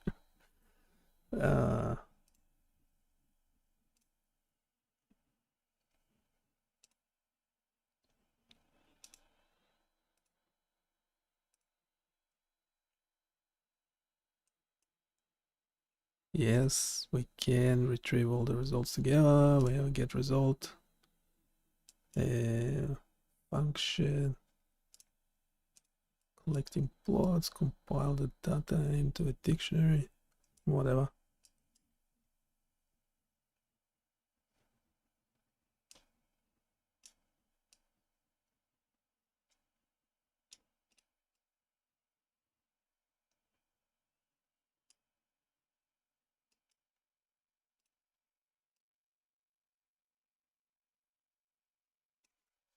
Yeah, we want you to do it.